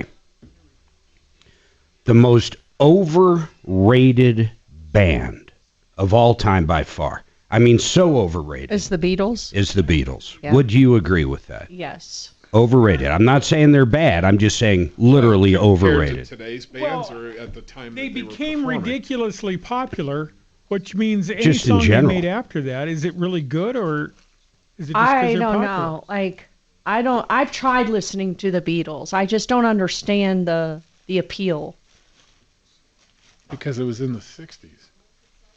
I mean, Well, it was before There's a lot people of. who still love the Beatles today. If It's you like, think of like classics like Yellow Submarine, Octopus's Garden. you know, or Yoko Ono's No, don't Screeching. get Yoko in there. No. That was. She was kind of the band. She was the front man for the band. Tommy's away She from was his the- desk. She was the wedge in the the band. no, she was like the brains behind the No, Beatles. she Yeah. wasn't. Less influential. Well, how about the Monkees? No, they were better. The Monkees were, I mean, that's apples and oranges. They had their own TV show. They had their own TV show. They didn't have to rely on Yellow Submarines. They didn't have to rely on talent either. No, they had plenty of talent. talent. I heard that Davy Jones had more talent in his little finger than all the Beatles and Yoko put together. Mike Nesmith had a lot of talent. Ever Yes. show you pictures of me and Davy Jones out drinking? No. I'll show you. You've been out drinking with Davy Jones? Well, he was a close friend of the family, and I You're ran such into a him in New name York, and dropper, we went out Shannon. drinking. You know everybody. That is kinda You've hung cool. out with everybody. It's kind of annoying, yeah. Have you hung out with Taylor Swift? No. No, you've not. No, I would have been. No, Not I been would have been that. Swifted. No, Denver he was the DJ. one that grabbed. If I was thought you hanging were out the with one that Taylor, I grabbed would your have been that ass. Denver DJ Didn't she sue you? for opening. Yeah, whatever. I was going to say the Oyster Bar, but that's wrong. Oh my God, Shannon! No, I totally agree with Mark on this one, which I normally don't do. But the Monkees are very, very entertaining and better than the Beatles. by far. In fact, a lot of people don't know this, but the Monkees actually outsold the Beatles. And which songwriter wrote most of the Monkees songs? Davy Jones, right? Neil Diamond. Oh, yeah, Neil We Diamond. talked about that. You're right. Another classic. Strong.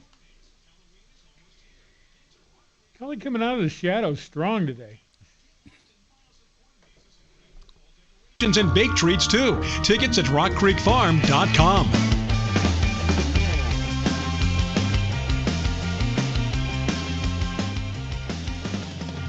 Hi, Tom Martino here, 303-713-TALK, 713-8255.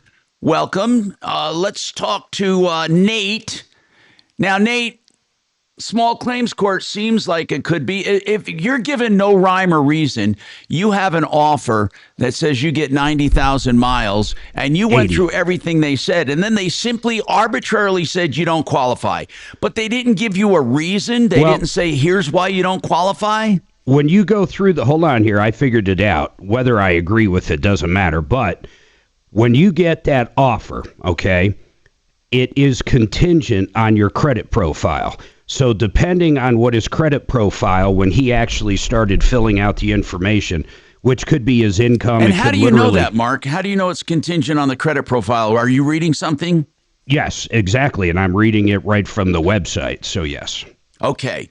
And so what does it say? It's contingent. It says Chase uses factors like income, credit score, typically 700 plus FICO needed, recent inquiries, existing Chase accounts, existing United cards. Goodness. Okay. So then it puts you in a profile, and you're either going to get to 70,000 or the 80,000. That's basically what they're saying. Now, I still think if he actually took him to small claims court for $55, and I have happened to sue this bank before, and I got exactly what I wanted. So I think they would come out and give him the 10,000 miles. I don't think it would be an issue and pay his $55 back. But it's not arbitrary, Nate, as you were saying. It really isn't. I mean, there is an explanation there that Mark just read. That's interesting. Okay. I mean, I have a 800 plus credit score. I have other accounts with Chase. I would, just like but I said, though. File the case. Yeah. Yeah, I would file I just don't it. know what happens next. I would find the closest Chase bank to you. Where do you live? What county? Arapahoe. I'd file right in Arapahoe then. That's exactly what I do. Can you just go to any of the Chase banks? Yeah, that's actually, I served a teller. I literally served a teller at a Chase bank. Wow. I didn't realize you could do that. Yeah, I literally served it, and I probably heard back from them, I would say within 3 or 4 days, and I got my money. You know what mine was about, Tom? Do you remember this one? What it was Chase? No, I don't remember. I sold one of my Genesis. I sold my G90. So it was a big sedan, a big V8 sedan made by Genesis. And I sold it to this guy, and we met at a Chase bank. I didn't even have a Chase account, but he did. And I wasn't going to let him go without getting a bank drafted cashier's check. Yeah. So they said, no, it can only come out of his account, and I knew he could cancel it. I said, nope, that's crazy. I said, I want it drawn right here on the bank. And they said, well, we can't do that. And I said, then I want cash. You better find 50 grand back there and give me the 50 grand. They said, nope, we don't have it. But they called around. They said, this other branch does. So go to this other branch and bring this check, this cashier's check, and you can cash it for 50 grand down there. I got to the other location, and they said, well, yes, we do have 50 grand, but we're not going to give it to you because it's payday, it's Friday, and we ordered that much cash because of these other reasons. We can't give you all the cash. So I ended up not having the cash for about 5 or 6 days and depositing the cashier's check through my bank. So I sued him for the interest on that $50,000 for 5 days, and they didn't blink. They paid every bit of it. Wow. So when you deposited the check, though, didn't you get credit for that when you deposited? No, it took 5 or 6 days for it to clear. Oh, so you don't get... Not to mention, I had to wait for the weekend, too.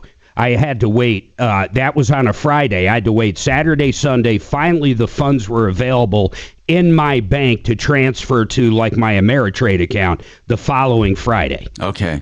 All right. Wow. So, George, but I mean, yeah. And I literally served the guy. I served the jerk that wouldn't give me the cash. I literally walked in, made sure he was there, and I had a buddy of mine serve him. And they did. They answered very quickly.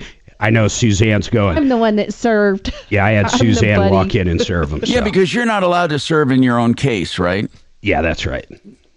So George called yesterday. His car was dinged in a Walmart parking lot.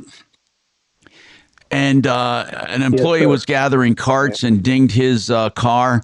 The insurance adjuster said the video showed that he backed in to the carts, and the carts did not hit him. What are you calling about today, bro? Yeah, I called for the same reason because I think what she said is not correct.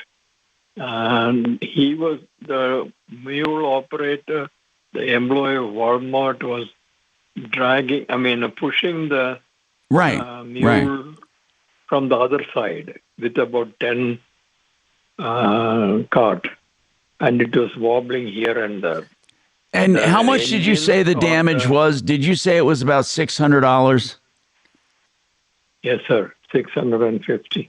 And we thought it was strange that Walmart would put up a fuss about it, but they're saying that you backed into it, and you said your car wasn't even running, and you couldn't have backed into it. This might be another small claims thing. I mean, so they flat out said they're not going to pay for your car.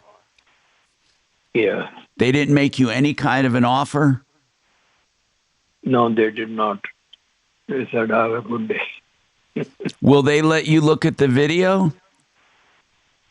No, they did not. They said it is against ethical practice. Yeah, they don't do that, Tom. Well, George, you heard us talk about small claims court, and really, this is a case made for it. I mean, they're not going to, if we call them, they're not going to say, oh, yeah, we'll go ahead and pay it. They really believe they have evidence that you backed into it. And Mark, is it likely they would actually show up with that evidence? That's an interesting one. I don't know. They might actually fight it if they have the evidence. If they don't have the evidence, I think the guy would get paid.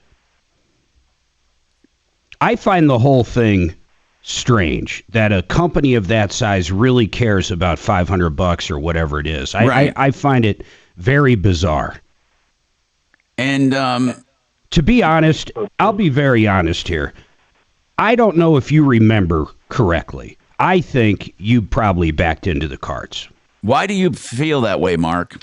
Because I can't imagine they said they looked at the video and saw that, and they're completely lying about it. I find that just crazy. Yes. So you agree with me? George, did you talk to a particular person at Walmart?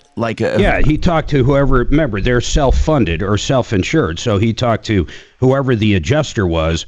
And you did say they told you they watched the video, right, George? And they saw you back into the carts. Is that correct? It is not correct. No, you're not. No. I'm not saying is that what happened. Is that what they told you? They told you they looked at the video.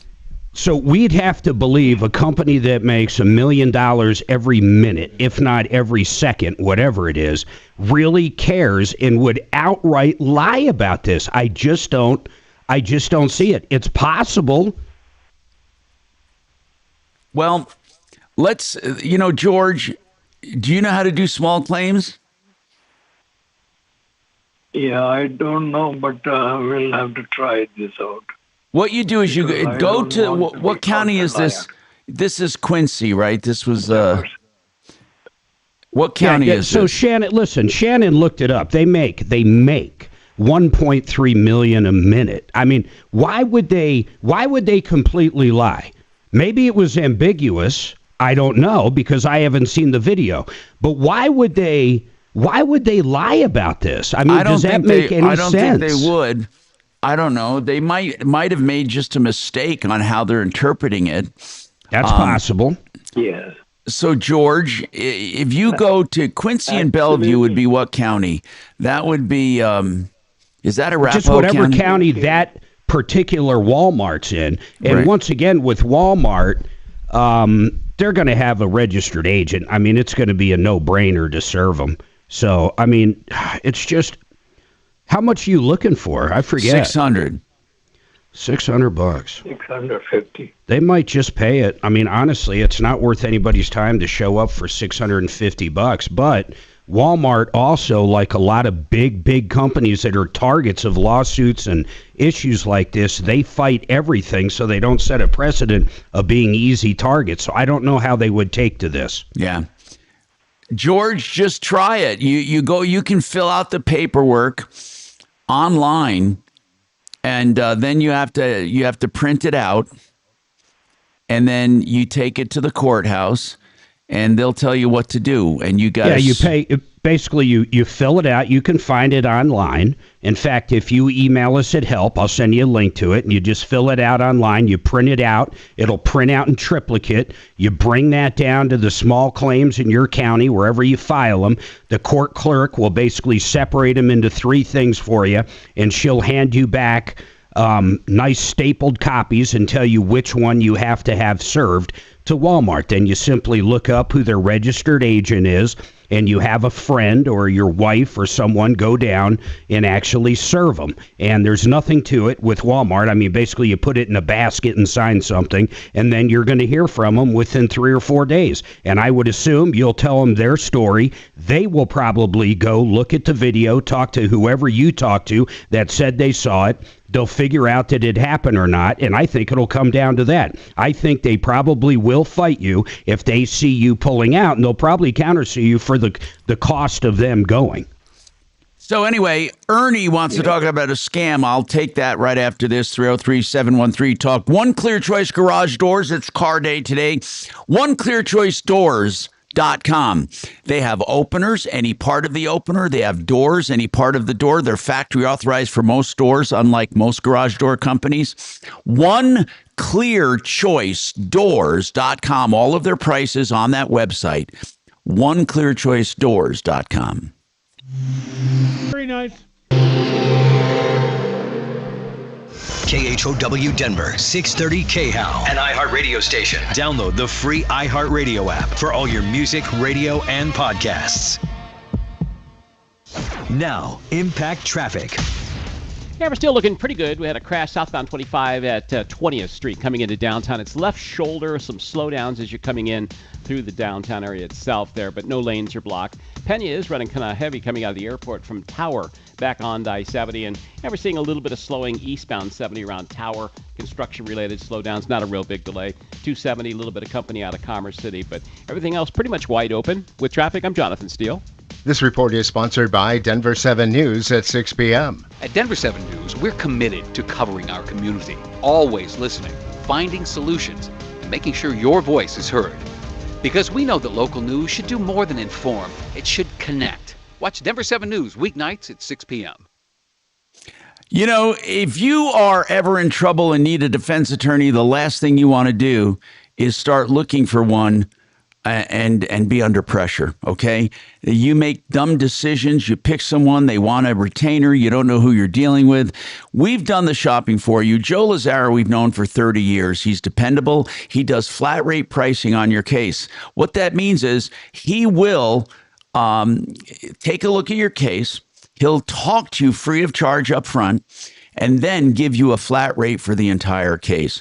That's the way to do it. So you know exactly what it's going to cost you right up front. 303-429-6200. Whether it's a DUI, a traffic offense, or a scuffle you had with a neighbor, whatever it is, 303-429-6200, LazaraLegal.com, Lazzara. You can also find him at referralist.com.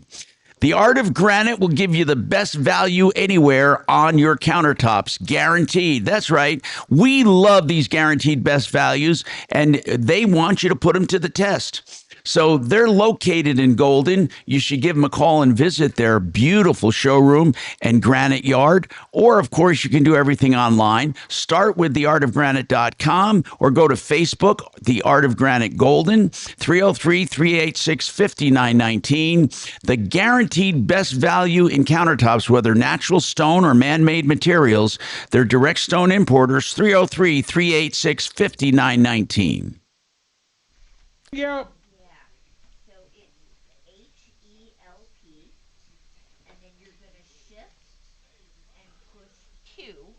That will get you the @ symbol. All right. Okay. Troubleshooter. Oh my God, she's literally still telling him how to email. There's no way there's no way he'll ever be able to fill out that paperwork. Some very challenged, technologically challenged. You mean Tom? No, Tom is totally with it in the hip when it comes to technology. I don't know. All I hear is him yelling into the phone, "This is the bullshit. This is the bullshit." I wish I could see that video.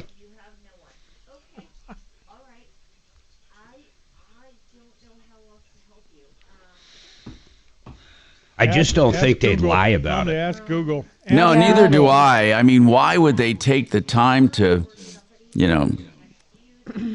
It's just not worth it. How about that? $1.3 a minute. I know, isn't that fucking sweet? It's great. Well, who would have saw the video? The store manager or security? Who would have been looking at the video to answer him? The store manager would have seen Well, it. the store manager for sure can. The assistant manager. Could have been almost anyone. Or the co-manager or the... Small claims. What do you call them? The asset protection AP. Yeah. And AP, they upload that video as constant. So, I mean, anybody in corporate can go right to that AP video in Arkansas and see exactly what the hell happened. And let's face it, these guys don't have to... they live on the cloud. I mean, these videos are probably there for as long as the store's there. Yeah, there's not a storage issue. No, it doesn't. Yeah, exactly. Doesn't reset in 24 hours or something crazy. Hell, they probably own their own cloud. I didn't even think about that. Hey, if there's any serious trouble tomorrow, can we get some underground video from your boy? No. Come on now. what trouble? What are you talking about? Wow. What are your news sources, Tom? No, I mean, what trouble tomorrow? What do you mean? I was just asking.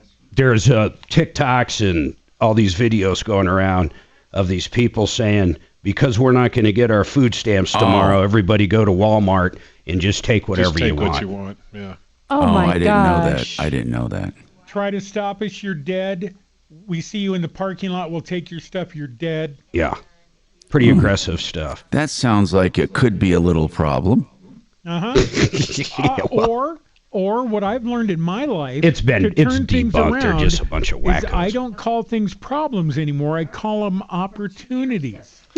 So this sounds more like an opportunity. It is. Like I don't have a drinking problem anymore. I have a drinking opportunity. Is that step 8? It's dubstep. What's the one in Seinfeld where you got to apologize? And like step 12, George I think, wants the guy to apologize for saying that he put a big neck hole or a big stretched out the neck hole on his sweater. And the guy won't apologize. No, Deputy Bo, our son cannot do that. No, brother. I'm sorry, I shouldn't have opened the seal on that one. Would never ask. Okay, Patty, I just need to know when the last time you called in was, and you have an issue with your car insurance,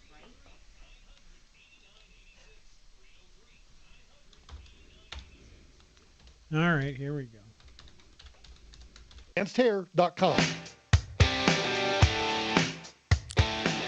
Okay, don't forget Compass Insurance Group will give you a free checkup of your insurance to make sure you're not paying too much or that you're not underinsured or possibly even overinsured. It's a free checkup and it's truly unbiased. 303-996-9000, 996-9000. So, Ernie, what is this scam you're talking about? Ernie, what's going on? I'm fine. Tom, thanks for taking my call. Yes, sir. And what I want to say is congratulations on your medical problems. Thank you. You know, that means a lot to me. What's going on, Ernie? Well, I'm just getting this call. The third time I've had it in the last 2 weeks. And they want to know if I'm Ernest Williams, and I just say I'll put them on, tell them I'm predisposed. They want to make sure that I'm Ernest Williams before they make any move on it. I just wondered how you. Well, hold on now. What did they say? Why? Did they just say, "Are you Ernest Williams"? Did they say why? No, they're talking to Ernest Williams. Yeah. Okay, well, when you say yes, you're talking to Ernest. What do they want? I don't admit that I'm Ernest. Oh, I see. Well, how do you know it? How do you know it's a scam? I don't know. I just tried to explain it to her. We were having I don't know who's on the phone, it was Kelly or who, but we was having terrible phone problems. She couldn't understand what I was saying. No, I can hardly understand you either. You got some kind of noise on your line. Yeah, are you on a Bluetooth? No, that's the same thing she asked me. And you have a cell phone you're on right now, right? No, I'm on a landline, but it's Magic Jack. Oh, that's why. It's just on a Magic Jack. It's no big deal. Yeah, that's what it is, Ernie. Listen, when people call and ask if this is you, obviously it could be a scam. It's good to be skeptical. Ask them who wants to know. Yeah, and why do you want to know? They should be able to tell you everything. If anyone's the least bit sketchy, I hang up. You know what I'd say? Yeah. I would answer with this. I know you are, but what am I? I was going to say that. That's so funny. Yeah. I know you are, but what am I? Patty. What's going on with car insurance, Patty? Well, I was in an accident 14 months ago. We both had green lights. I was turning left. It was dark. Did not see her coming at all. Yeah. She T-boned me. Anyway, I got the ticket.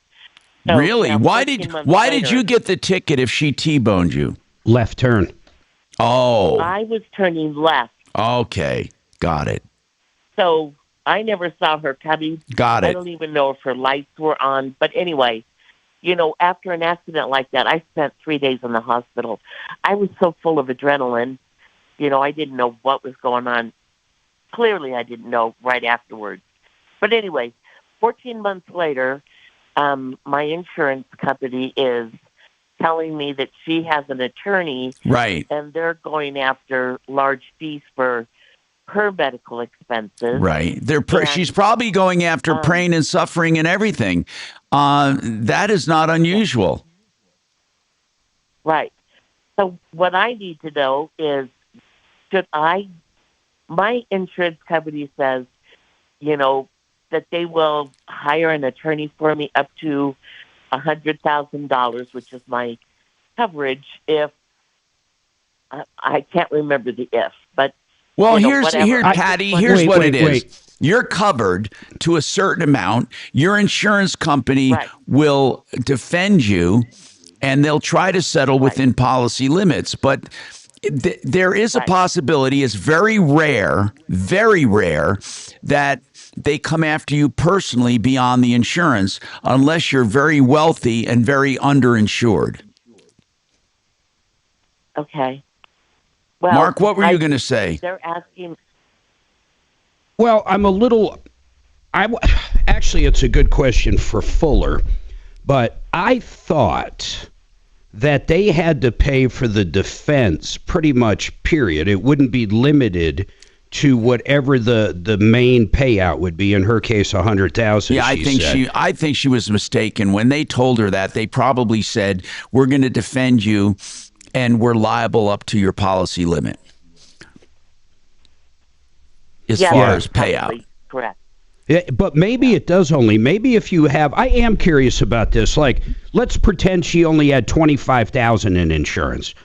would they only pay $25,000 for the defense? No, that doesn't include attorney's fees. That's payout. That's what you're insured for against the other person or for the other person.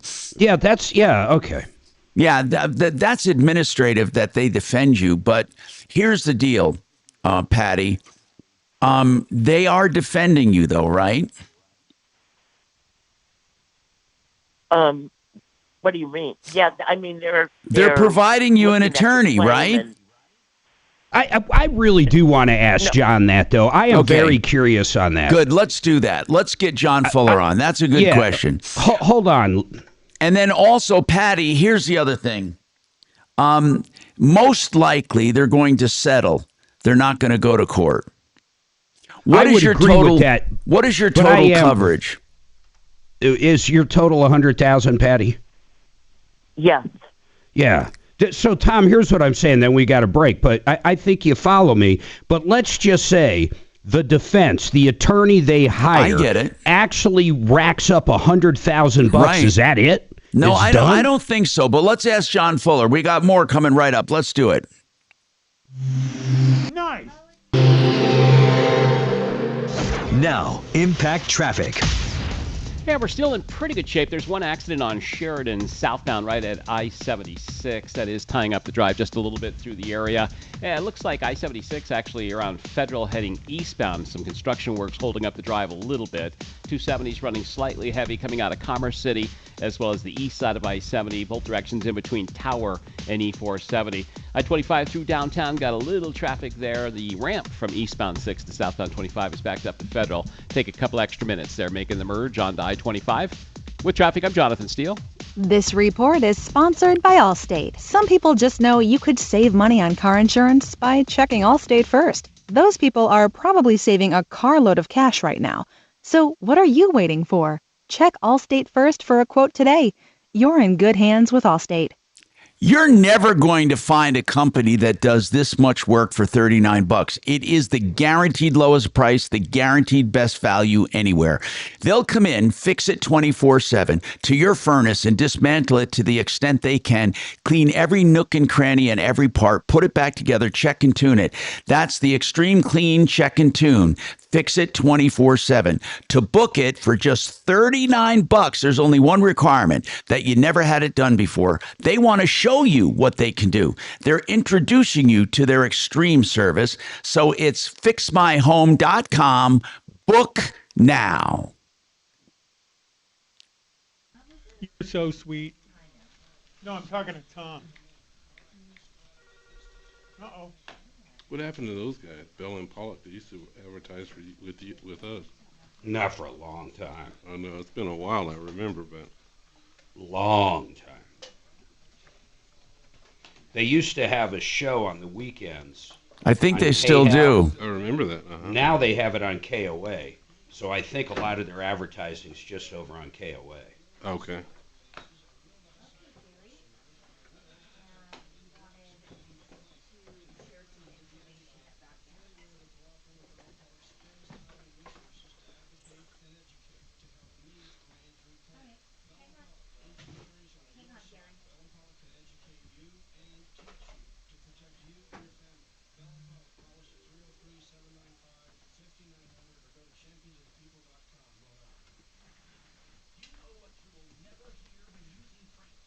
Who's Oracle?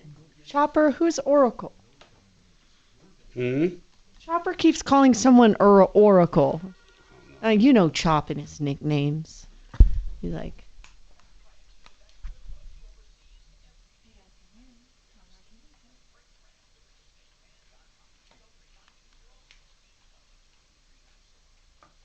Oh, it's Bo?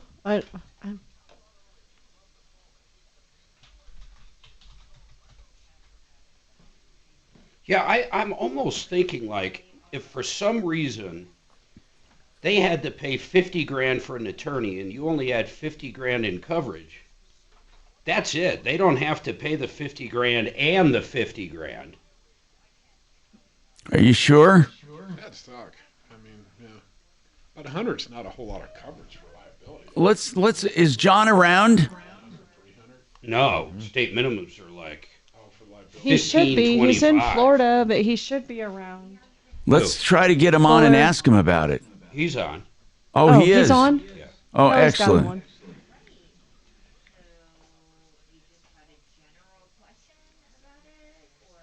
Yeah, I would think that.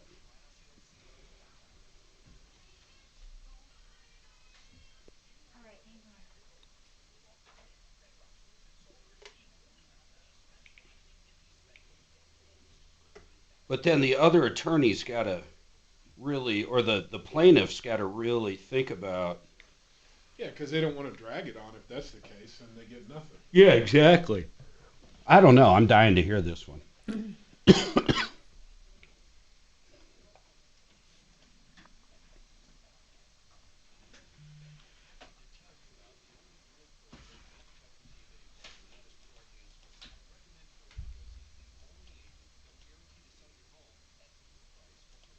Thing getting a little hot on your whatnot.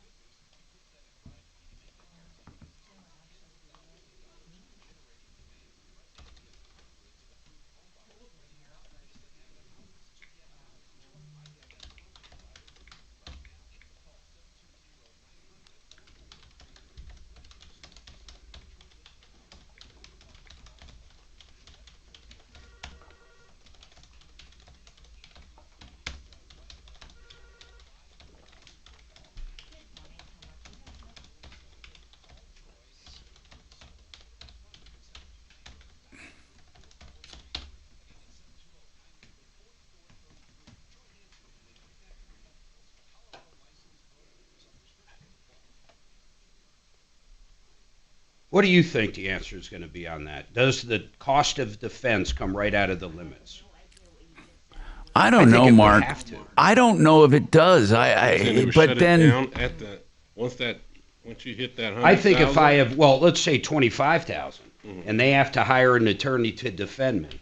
I think once they pay 25,000 to that attorney, that's it. I have no insurance at that point. I've here used we my go. coverage. Hi, Tom Martino. Let's bring up John Fuller very quickly here, Mark. Run it down for him. Hey, John, I have got a question for you. So this person called up. She's got $100,000 in insurance. She is being sued by the other party. It was her fault. She was ticketed. But the real question is this. They are hiring an attorney. Her insurance company is hiring an attorney to defend her, which, of course, they have to do. Just as a total side note, does that come out of her cap? If she's got $100,000 in insurance and they pay this attorney $100,000 to defend her, that's it. They don't even have to come out of pocket to pay the other person. How does that work? No, the situation you're describing would be a claims within defense policy. That's not what goes on. The cost of that attorney is entirely borne by the insurance company. They will pay out up to the entire $100,000 of coverage, and it will not be depleted in any way by the defense cost. Got it. Oh, that's good to know.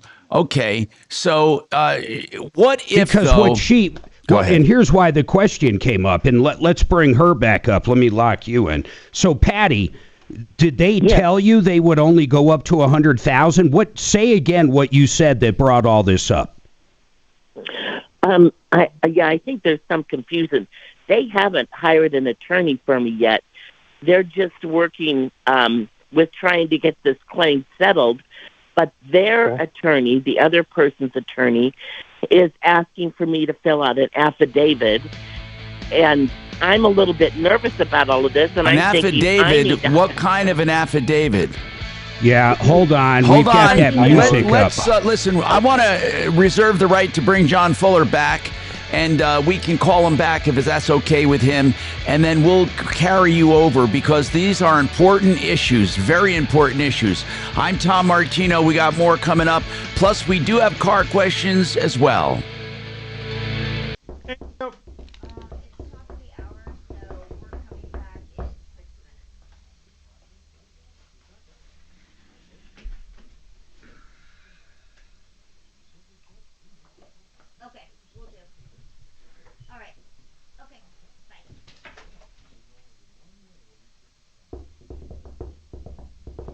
the new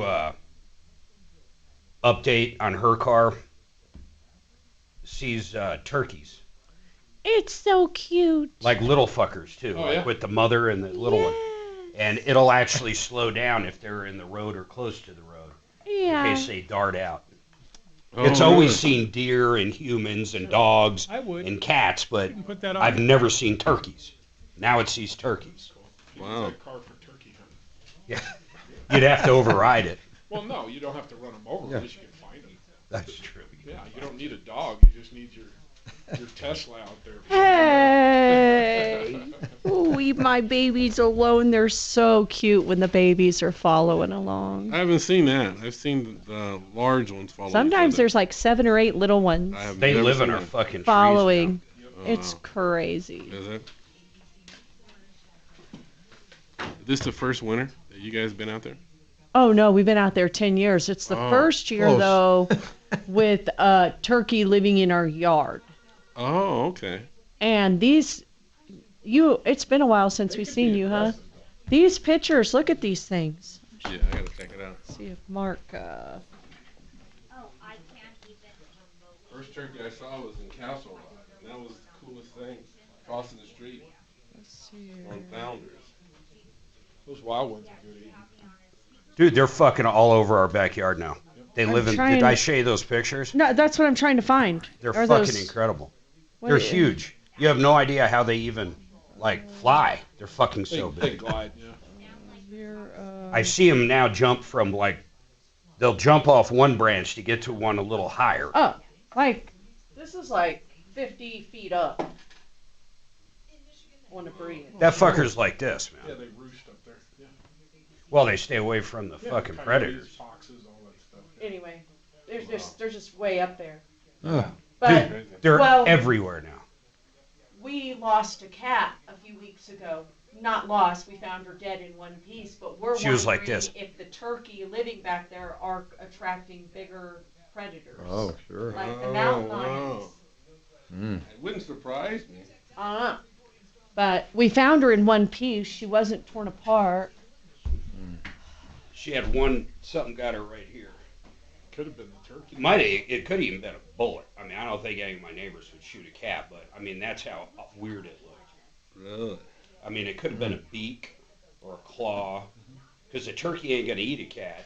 No. There's no way it was a coyote. There would be zero left of that thing. No, but if the cat was stalking the turkey or something. I don't know what was They got going spurs. on. Have you ever seen the spurs on them? No, On the turkey? On their feet, yeah. that's No, their they're- defense. They're huge. I mean, they're 2 inches long. It might have. She might have been out there stalking one of the babies or Yep, something. Seriously. Just doing cat stuff. Yeah. What's funny though is, I mean, really, the cat. She had a little puncture She's wound like on a her ear. shadow of these things. I mean, she'd be crazy unless it was a baby. It was. She died like this. Like she was hissing at something. I mean, that's how we found her. We right, had Mark? one. We had a turkey chase our full fucking grown Doberman up our deck, up the stairs, up the deck.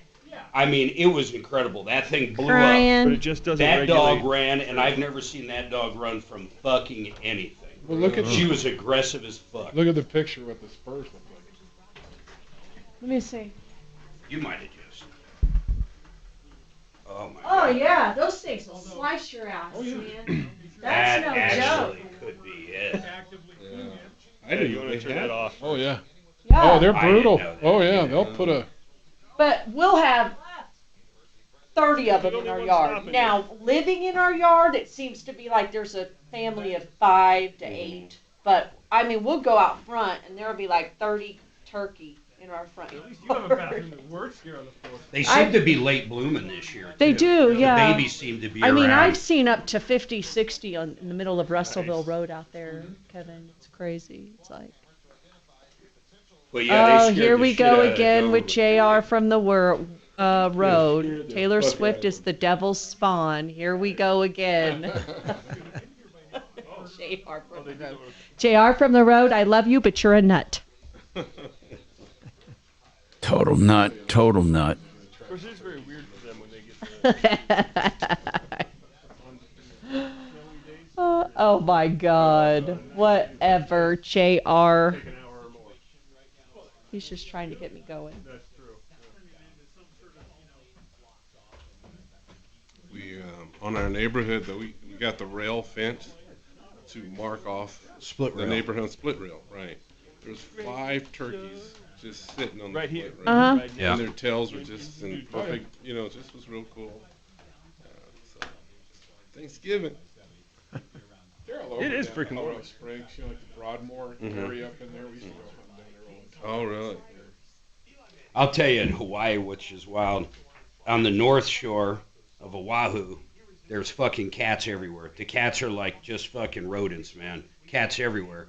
But then on the Big Island, the fucking chickens are everywhere. Fucking chickens everywhere. You'll be like in a Walmart parking lot. There's fucking chickens just everywhere. It's crazy. There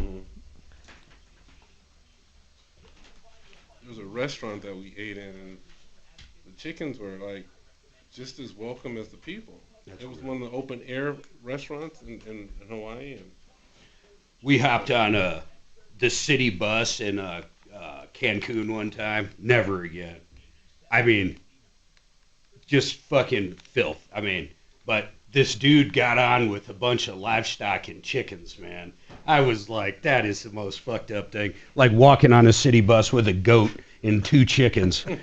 I was like, all right, I'll go ahead and pay for the $1 Uber instead of the 25-cent bus ride to Market 8. picked up a story though, Mark. So. Yeah, I might have picked up fucking mad cow disease.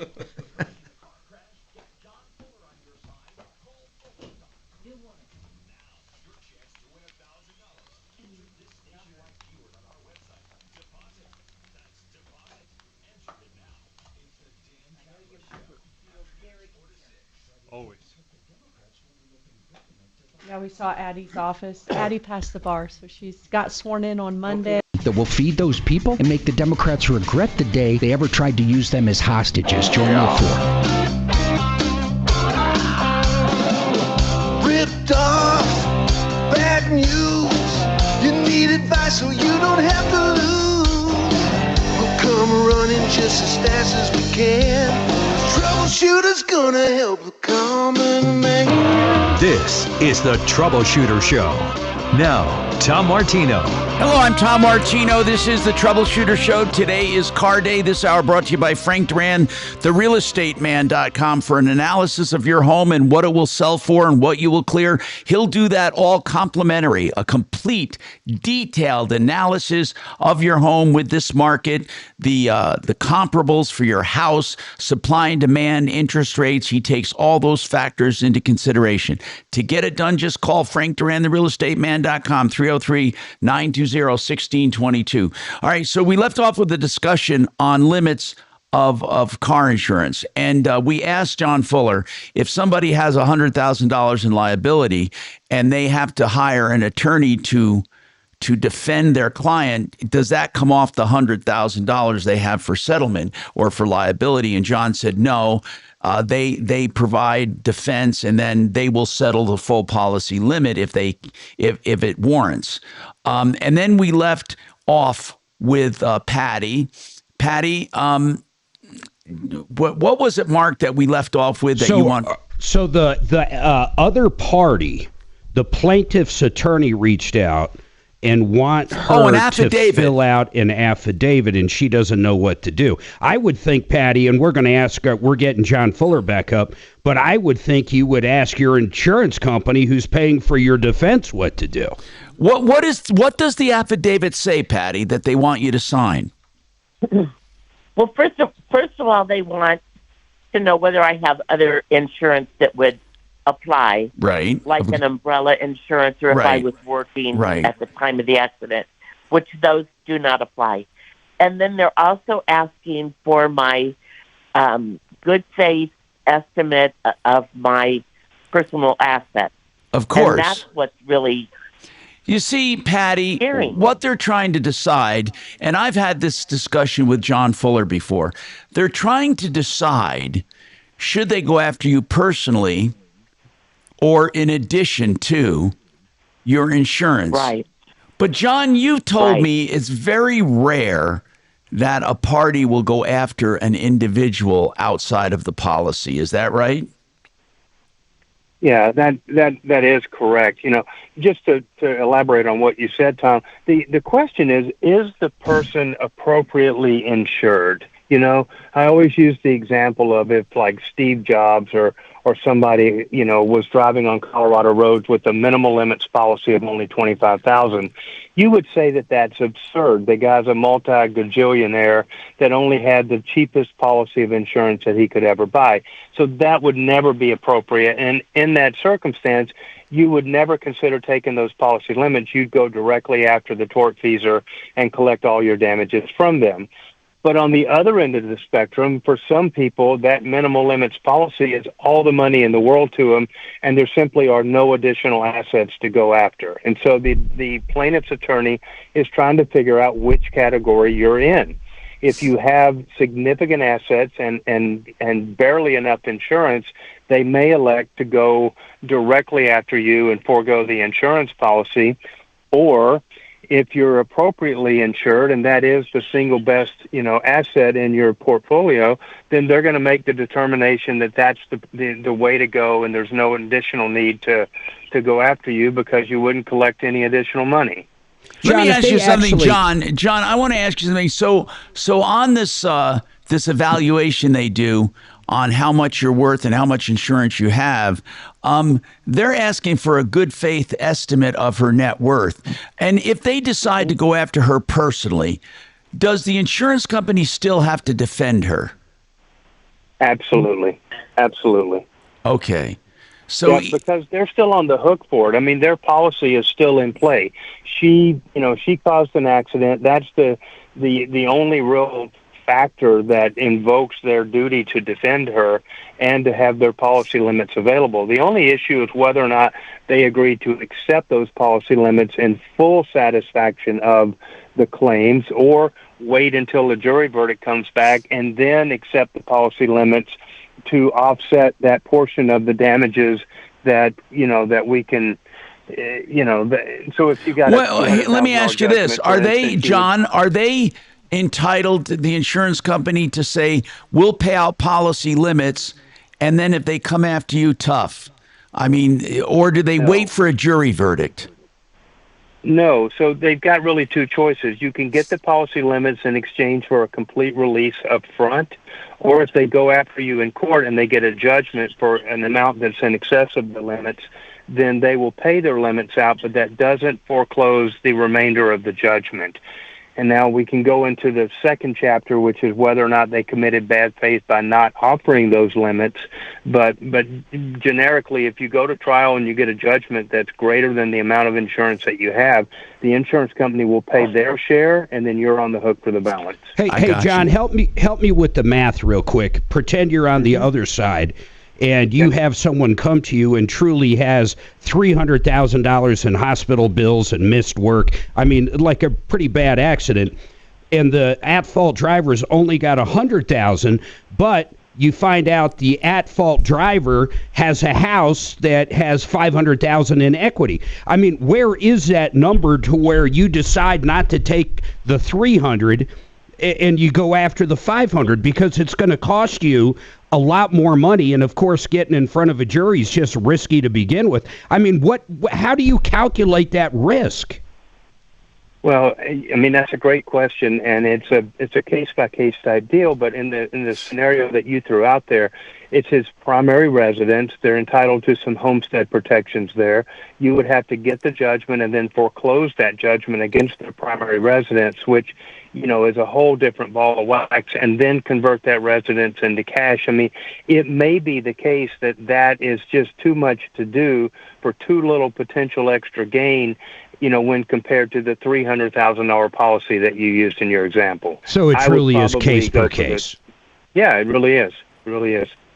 Yeah, John Fuller, we appreciate it. I when I hired John, as you know, Tom, I've hired him twice. The one time where the at-fault driver T-boned Suzanne and I coming back from Sam's Club, I found out where the guy worked. And this is a very true story. And they didn't have They hit us, but they also hit another lady. So they had like 50 grand or 100 grand in insurance. I forget. But she hit both of us. So we ended up getting basically half of the half. Okay, does that make sense so far? Yes. But what killed me is I found out where this guy worked, and I was like, hey, John, I know where this guy works. I don't know why, he's got a job and stuff. I don't know why we can't get more money, because we did have more damages than that, and I wanted to go talk to the guy where he worked. And what did you tell me, John? That was a hard no. Absolutely not. We're not going to do that, Mark. Yeah. But it is frustrating when you know there is more damages there, but you got to make that real decision. So. Yeah, and there's nothing to prevent you from suing in court and then letting the policy cover the first part of the judgment and then collecting from the party if you think you can do it. But John, can't people simply bankrupt? Like, let's just say you went to court, you sued someone, and their policy paid 300 grand, and they owe another 700. Can't they just bankrupt out of it? If they don't have it? Yes, absolutely they can. Yep. And that's the risk that you run. So back to Mark's example, that example included a house with a bunch of equity, and that's real property, and you can file a lien, and, that gets into a whole separate ball of wax. But there is no real protection, for your damages in bankruptcy court. And unless there are a type of damages like punitive damages, which is, really an outside chance of getting punies in an auto case, absent some really extraordinary facts. But otherwise, yes, they can just simply go down and file bankruptcy and be done with them. Hey, we did not answer this for Patty, though. So, John, that other insurance company wants her to fill out this questionnaire. What should she do? So, yeah, let me explain what that's all about. They are just trying to find out what your financial situation is and whether or not you're appropriately insured. You have every right to tell them no and to pound sand, and you're not going to provide anything. But if you do that, you may well find that the next thing you get is a summons suing you, and then they'll find out in discovery the exact same answers to the exact same questions with you under oath in a deposition. So my best advice is, you need to talk to your attorney and weigh out the consequences of not cooperating with them versus the chances that they're going to accept the policy limits and give you a complete release and go away, and that'll be the end of it. Patty, how much do you have in assets, if you don't mind saying? I mean, you have $100,000 in insurance. Do you have $1 million in assets? Are you truly underinsured, or it's not even a big deal? I have approximately $400,000 to $500,000 if you count the equity in my home. Yeah. God. The equity in your home is hard to get to, really. I mean, it's subject to homestead exemption and selling the house and selling expenses, and unless it's extraordinary amount of equity. Do you have a loan on your home? Yes, I do. I owe about $200,000. And it's worth about $600,000. Yeah, that's not a target. That's not a real target. No, I don't think it's a target either. I think that, and you need to talk to your attorney. And if you don't have one assigned yet, the adjuster can easily assign an attorney to you to give you advice about this particular case as it applies to you. But evaluate the cost of not cooperating versus showing them the cards and having them conclude themselves that your insurance is the most valuable policy or most valuable asset that you have. Yeah, you don't want to make them start thinking you've got all this money because you won't answer questions. Yeah. Well, that's exactly right. I guess I wasn't clear as to my real question. Do I need to hire an attorney on my own? Now, no. I wouldn't suggest that you do that at this point. Okay. The insurance company has a duty to defend you, and I don't think it's unreasonable for you to want to get some advice, and I think they could easily assign it to one of their attorneys who is on the payroll for these insurance companies, so it doesn't exactly cost them anything to get you somebody that could give you advice. If you did choose to hire somebody, I would really and truly, you're not going to need to pay them more than about an hour's worth of their time to get every question you could possibly think of answered. But I'm telling you, the place to start would be to talk to your adjuster and to have them assign somebody to inform you about how that I have works. to take a break. Thank you, John Fuller. If you have other questions, you can hang on. John Fuller is available when he's not here, always to answer your questions without any obligation at 303-597-4500, 597-4500. Genesis TotalExteriors.com. We know they do everything on the outside of your house. They also do bathrooms and kitchens. And listen to this, mold detection and remediation. Genesis TotalExteriors.com.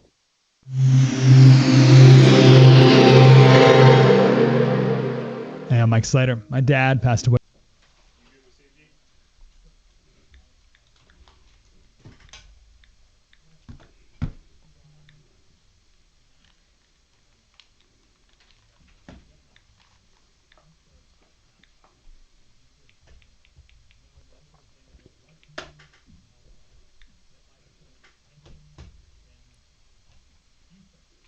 How much time do I have? He's doing CMG. How much time do I have?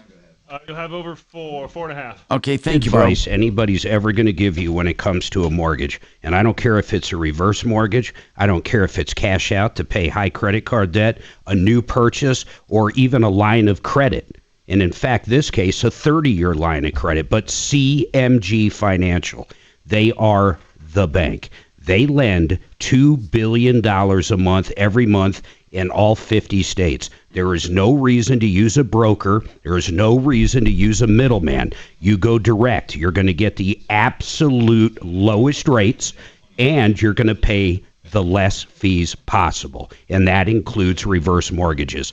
Call my friend John Clace.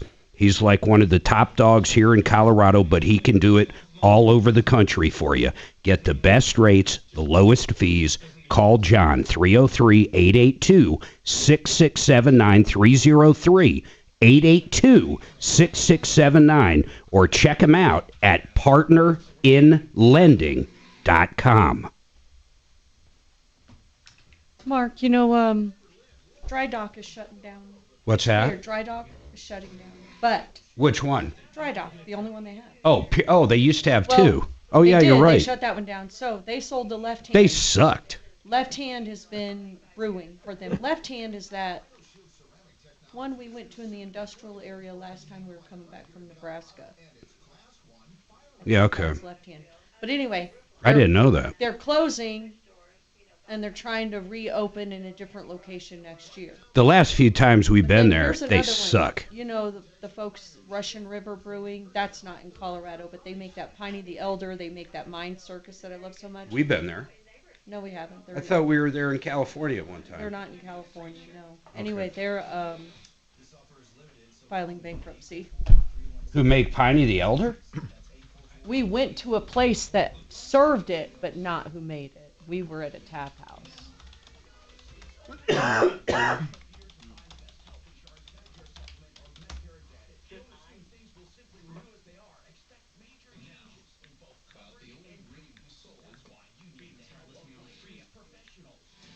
Santa Rosa, California.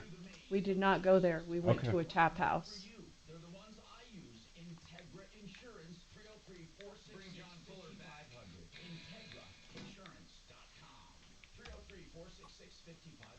Neighbors you know are talking about Galaxy Concrete Coatings and their transformation, like Rosemary. I heard about Galaxy through social media as well as on the radio. I wanted to have Galaxy come out and redo my back patio. It runs the full length of the back of the house. Galaxy Concrete Coatings is not epoxy, it's 4 times stronger. Galaxy was great. It was very thorough. They were very clean, very efficient. They cleaned up after themselves. I was very impressed with the crew. Commercial or residential, Galaxy transforms pools, patios, garage doors. Pizza's not here, huh? Oh, it's not. It's just taking forever. We're going to a Halloween party tonight. Where are you going as? It's the real question. Ourselves. We never dress I'm going up. as a last year talk show host. Remember, it's so funny. This time last year, all that stuff about Trump garbage man. God, that was remember funny. that? So Mark, he had me rush out That to literally Walmart happened and get right him before the election, remember? Neon construction vest so he could go God. as the garbage man. I swear to God, Trump pulling up in that fucking dump truck is one of the best things I've ever seen in my life. Anyway, our friends, their family friends of ours. They have a 22-year-old girl who's going to be a pimp. Thought about going as her hoe, but it's like it's a tough one to pull off. Did we go through Santa Rosa? Nope, that was north of San Francisco. I just remember how cheap it was. They had 5-gallon torpedoes of it. Yep, was at like that $100. tap house. Yeah. And out here, when they have this one beer, people will line up like miles to get it, which is absurd. It's called and pay Piney the 15 Elder. bucks. It's not even that good. It's not that good. I literally, people line up at these beer events just to have this beer. It's like. Okay, Patty. I can't go number 2 anymore. You want me to give you... Mark, that lawyer friend of yours is as dumb as you. Poor John. Does she still have a question? Mark, Kachina, can you see if does Patty still have a question? God, I hope not. Do you think she listens? 4500. Did you still have any questions that you want Tom to answer? If not, that's good. We can go on to Larry, some other people. No problem. Did you get that phone number, or do you need me? Good. She doesn't. All right, no problem. Thank you for calling. Okay, take care. Bye.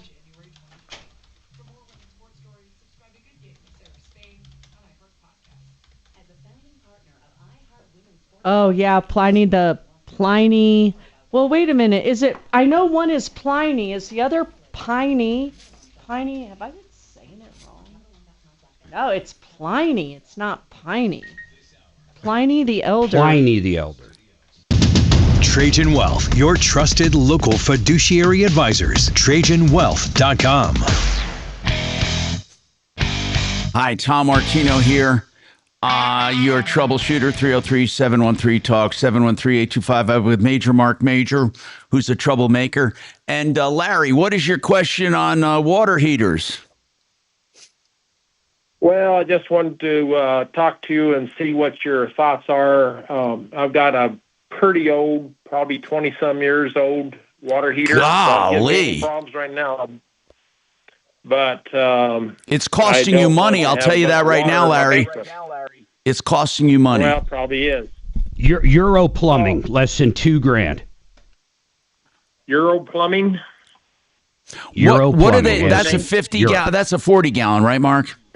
No, $2,000 it'll be a 50, and it'll be probably not super high efficiency, but not the lowest either. Or what do they call it? Quick recovery. It'll be a quick recovery. Are you kidding me?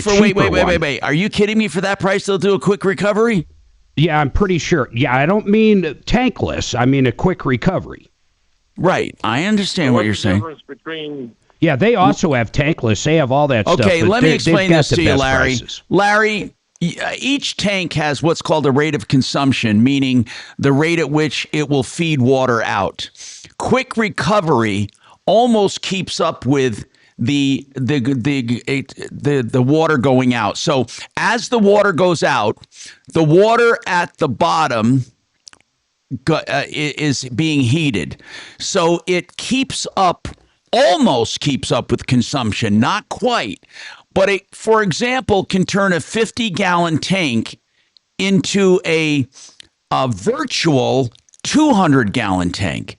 But if you were running one shower with hot water, you would never run out of hot water with one. But if you had both showers on at the same time or something like that, Tom said, it's like having 100 or 200 gallons. Yeah, exactly. But it's not.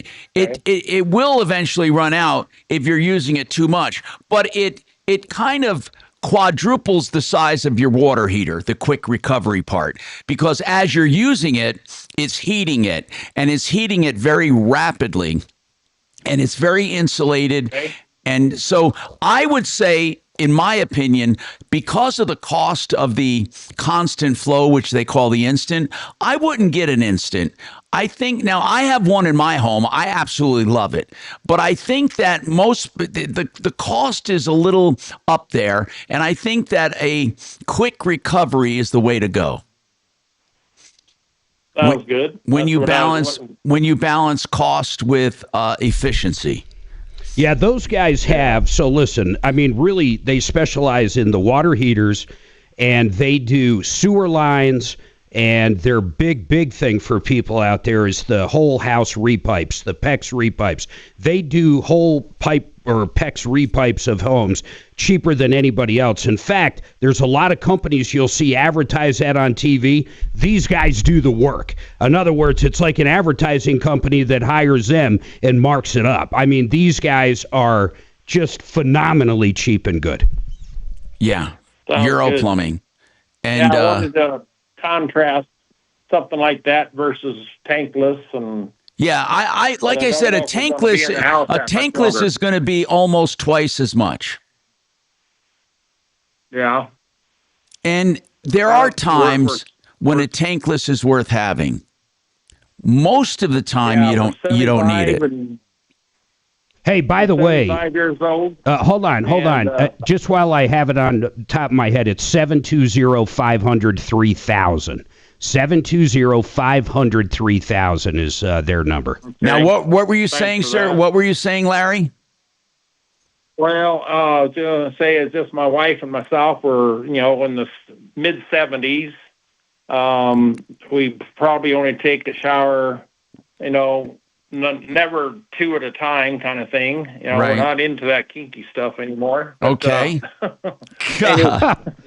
I just get, in your case, just get a nice, what is it, White Westinghouse? What is the name of it? What is that one? I can't think of it. But they've got a great warranty. Bradford White. Bradford White. Yeah, like $1,500-$1,600, man. Yeah, you probably don't even need a quick recovery. You probably don't. No, not if he's not doing the, that stuff in the shower anymore. Right. Well, we might. We like it warm, but hey, Larry, you know what I say? You're an old fart if you're over 70. Well, of course. Can you imagine, Tom? Can you imagine being? Well, I'm glad I'm over 70. I almost didn't make it, so I'm 72. But the last year has been a battle. And by the way, speaking of that, when we come back, I want to plug something for pancreatic research. It's a run walk tomorrow in Denver by UC Health. So I'll tell you about that if you want to come out. I'm going to be there for sure. And a whole bunch of survivors will be there. And it's specifically for pancreatic cancer. We got more coming right up.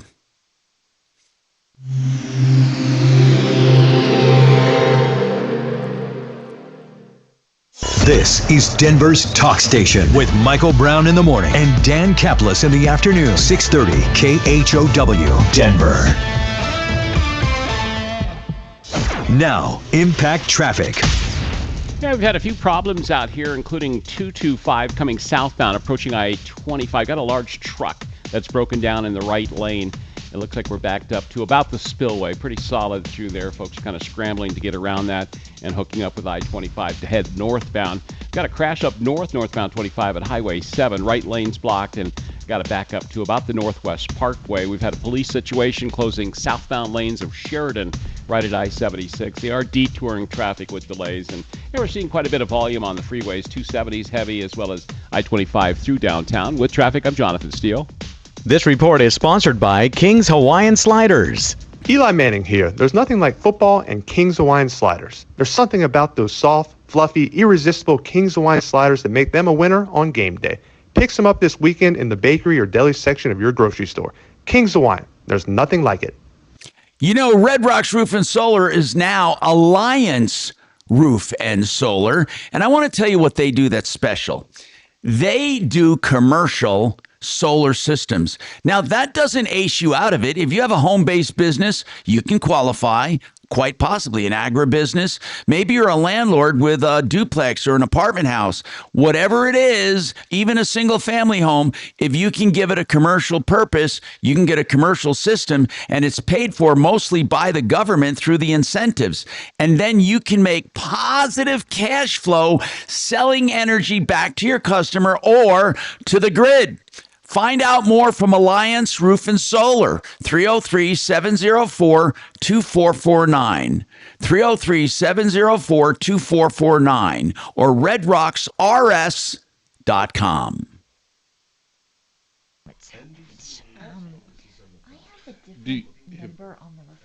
Have you dealt with a 2.7 You from Chevy? want like In the a one that's on 2500? my sheet? Not too much yet. Sometimes that happens. Kel. Referral list. He doesn't. Honest with you, man, they're all What did he say? 305,000? Yeah. disaster in the trucks. I mean, I'm Okay. fine. This is that little I'll four-cylinder change it on my turbo. spreadsheet. I don't like that, but I can steal one, I think, for myself. No, But don't I yet. don't Wait like till it. Mark I don't comes have a back lot in. Okay. Yeah, the V8s. I mean, all the 10 speeds. Chevy. Because if you open the list you Oh, sent really? me, it's like 303,668 6.2. something. Got a lot of cam problems. 6844. Yep. Did they fix the rear cylinders on the 6? What did Mark say though? He said something There's gonna be a 5,000. major recall on that engine. And I thought he might have been talking about Water Pros, but they're for And it's so funny to me 500. that they're the biggest boys in the industry. And they keep pushing this 6.2. Well, I guess Ford did the same thing. In all fairness, they would not let that turbo. But yeah, charged they're V8 go. rushing it. And they keep changing. What is this, the third or fourth since the 7.2? Yeah, the generations. Yeah. Yeah. Lifetime is your premier provider for home remodeling. I can't keep we up, look to be forward honest with you. Oh. People ask me all the time what to stay away from, what to buy, and I just like, I buy a Toyota, forget about it. And even they had an issue. Right, right. You know, but at least they're Come on, saying, hey, we're God damn you fucking and piece they of volunteer shit. to go in the engine bay. You know, seems like we wait forever with Ford and GM, and they don't even admit it until they just have to. It almost seems in the industry. So I don't know. I don't need a truck that bad. No. And when I'm hauling, I'm just thinking, well, the 2.4 would be fine. I'm out of See, that. I like thing. trucks to drive, and mine's an older truck, and I've looked to trade it 100 times, and I just get cold feet with all the stuff I keep seeing. Right. I mean, for the price. It's 2011 with the 5 liter. Right. No turbo, no supercharger, no. Right. Plenty of power, plenty of everything, and it's just. Who cares? Yeah. And that's kind of how I'm looking at it too. Oh. The poor delivery Hello. guy, smashed the pizza in his car. Oh, I was just checking this was the right number to give a Hi, friend. Eric, Thank you you so here? much. Okay, perfect. I'm Bye-bye. on my way. All right, bye. Yeah, so that was a little weird.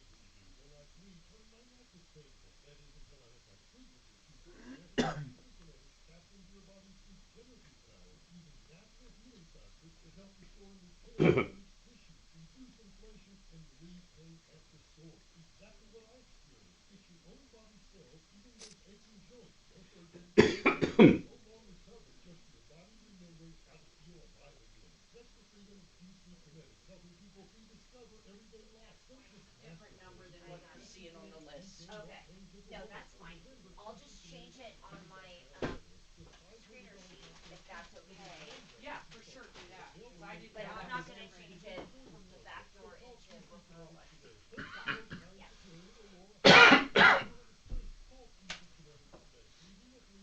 Yeah. Cool. Did we just? I gotta correct that phone number. Yeah, it's 720. When I saw the doc, he just straight up. I thought I did. Yeah. I thought I That's did. not a thing. Okay. KHOW, an iHeart radio station. Hi, Tom Martino, your troubleshooter, 303-713-TALK, 713-8255. Let me just see if we have any problems, questions, complaints we can solve for you. Does Larry still have something? Is he still up for a reason, or did we take care? Gone. He's gone. Good. Okay. Thank you. So tomorrow at City Park, there is going to be a run walk, and it's going to be for cancer research, and it's specifically for pancreatic cancer research. Now, I've had my battle over the past year. Literally, this entire year has been taken up. Oh my goodness. Without Mark and Suzanne, we wouldn't be here right now. They picked up all the slack and then gave me the comfort of getting better. Anyway, City Park is going to have a 5-10 mile K, a 5K and a 10K, and a 1 mile walk for pancreatic cancer. Can you guess which one I'm going to be doing? Are you going to do the 5K? Of course not. I would kill myself. I'm going to do the 1 mile walk, and Stephanie's going to be with me. Anyway, the CU Cancer team will be there. And even if you're not signed up, it's kind of late to sign. You can't sign up now. So you can come and support it, and there'll be some fundraising there. And it's the University of Colorado, UC Health, and the pancreatic cancer team. And it's tomorrow, and it starts at, 7:30 is when the expo opens, but you don't have to be there then. But the races start at around 9 o'clock, 9:10, 9:45, and 10. And then there'll be things you can buy and support, swag and stuff you can do. And it's City Park. So that's the one, City Park Classic. That is the one where the museum is and stuff, City Park. So I appreciate it. If you want to come by, I'll be there. Or if you just want to support it, it means a lot to me. And these people at university, they were freaking great. I mean, just great. Okay, first of all, let me explain something to you. If you had to coordinate all the care by yourself, you could never do it. They have complete teams that coordinate all of your care. And by the way, people had asked me about symptoms of pancreatic cancer. And there were a few that I ignored because I didn't think anything of it. And I did a LinkedIn video and a YouTube video on the symptoms, the early symptoms. Believe it or not, one of the early symptoms was itchiness.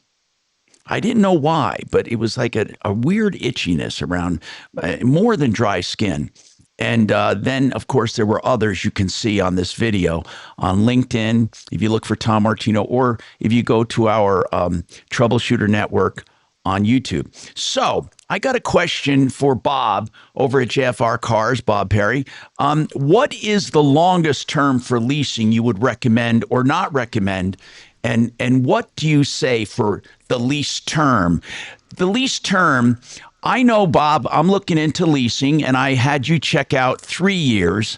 I don't think I'd ever do 2 years because you take the biggest hit and you don't get any of the benefit. I mean, you get benefit, but you take a big hit in the first 2 years.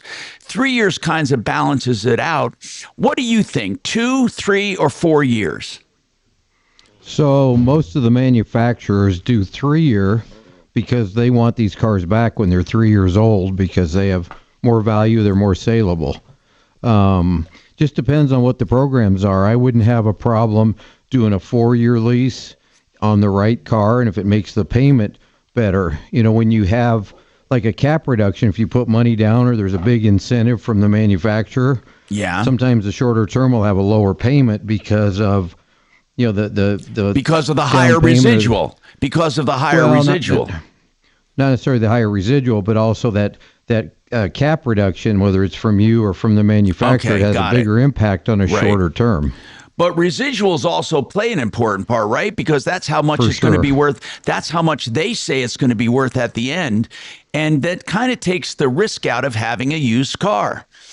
Like, Yeah. Go ahead. For sure. I mean, I always said if someone's willing to gamble on the future value of a car, you should let them, because nobody knows what they're going to be worth. And in the times we're in right now, who knows what cars are going to look like in 3 years? Electric, hybrid, plug-in hybrid, gas. I mean, we have no idea. Now, other than Tesla, which has its own lease program, and they're very generous, it's a very good lease program. You told me, Bob, that the electric market, the EV market, is kind of weird when it comes to leasing because it's such a big unknown to them. Correct, but the manufacturers have decided that they need to come out with a great lease program because that's the only way they're going to sell these cars. So they've got some gigantic rebates. They've got low money factors. There's a lot of things that play into a lease. But right now, my opinion is they're just trying to get them on the street, and they're kicking the can down the road, hoping in 2 or 3 years these cars have value. And I don't know that they will. And one of the best leasing programs for EVs, again, is Tesla. They have incredible leasing. Okay, now, did Rodney, did you show up there? I can't see on camera here. Is Rodney? He was here. He stepped out. Okay, because maybe I'll ask you. Somebody wants to know about consignment. How does it work? Hey, real quick. Okay, yes. When you think about it, maybe after the break, Bob was listening to us talk about gap insurance last week, and he's got a big disagreement on some of it. Oh, he does. Okay. On what it covers. We'll talk about that after the break. But what about consignment? How does it work? So, I mean, we, make sure the cars pass safety and inspection and come up with a value that, that works. And then we have a consignment agreement that, will pay us out of that agreement. Okay. So do they have to surrender use of their car during the consignment period? I mean, they don't have to, but it's best if they do, because if someone just looks online and stops by and wants to see the vehicle and it's not there, we miss an opportunity. So we prefer to have it, yes. Okay. And does it really take the hassle out of it for individuals? Because really, it's not safe anymore. I swear to God, especially if someone says they want to take your car and have it checked out and all of that. I mean, how do you even evaluate a buyer? I think consignment is one of the most solid ways to do it, especially when you consider all of the ripoffs on Craigslist and Facebook Marketplace and all these places. Right. And not even just that, but we can offer financing, we can take trades, we can do things that normally a private party can't do. So. Exactly. And then you take a portion of what you sell it for, but you come up with an agreed upon price, right? Correct, yes. All right. We got more coming up on the Troubleshooter Show, and then we'll talk about gap insurance and whatever he said he has some disagreements with what we were talking about, so we'll do that. And I want to tell you about Denver Regen. Again, we've heard about Mark and his weight loss journey with the pennies on the dollar for the GLP shots, but I'll tell you what, don't forget they do stem cell therapy for painful joints and tendons. That's denverregen.com.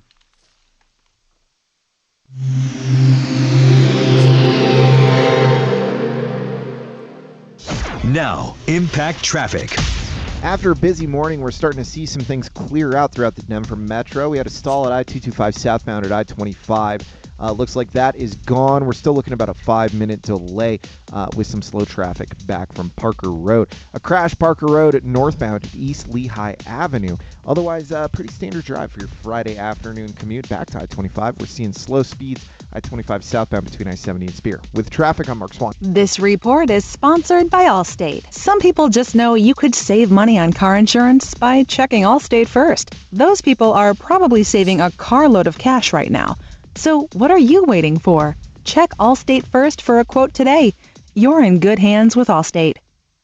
Hey, Frank Duran, the realestateman.com. He does an extraordinary job, one of the highest producers when it comes to buying and selling real estate, and he can help you if you want to list and sell a home. But what if you're just wondering what it will cost, what you will clear, what you can sell it for, what this market is looking like. It's a crazy market depending on where you are and what your house is. He can give you a rundown of what your house will sell for based on his 30 years of extraordinary experience. Frank Duran, therealestateman.com, 303-920-1622. Hey, if you're ever in trouble and need a defense attorney, I want you to remember the name Lazzara, Joseph A. Lazzara, Joe Lazzara, Lazzara. Why? Because he'll answer all of your questions and talk to you up front free of charge. It's complimentary, initial consultations, but then he gives you a flat rate price for your entire case. You have the comfort of knowing what it will be out of pocket. 303-429-6200. I hope you never need a criminal defense attorney for a DUI or for traffic or for fights with a neighbor or whatever else comes your way.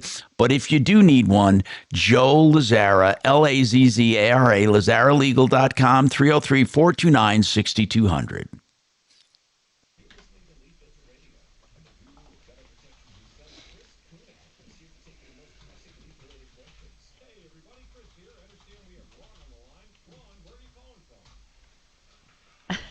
That Tom guy says, Sue's brought her flat iron pepper flakes in. Said I brought him to a restaurant the other night. So weird. Put him in my purse.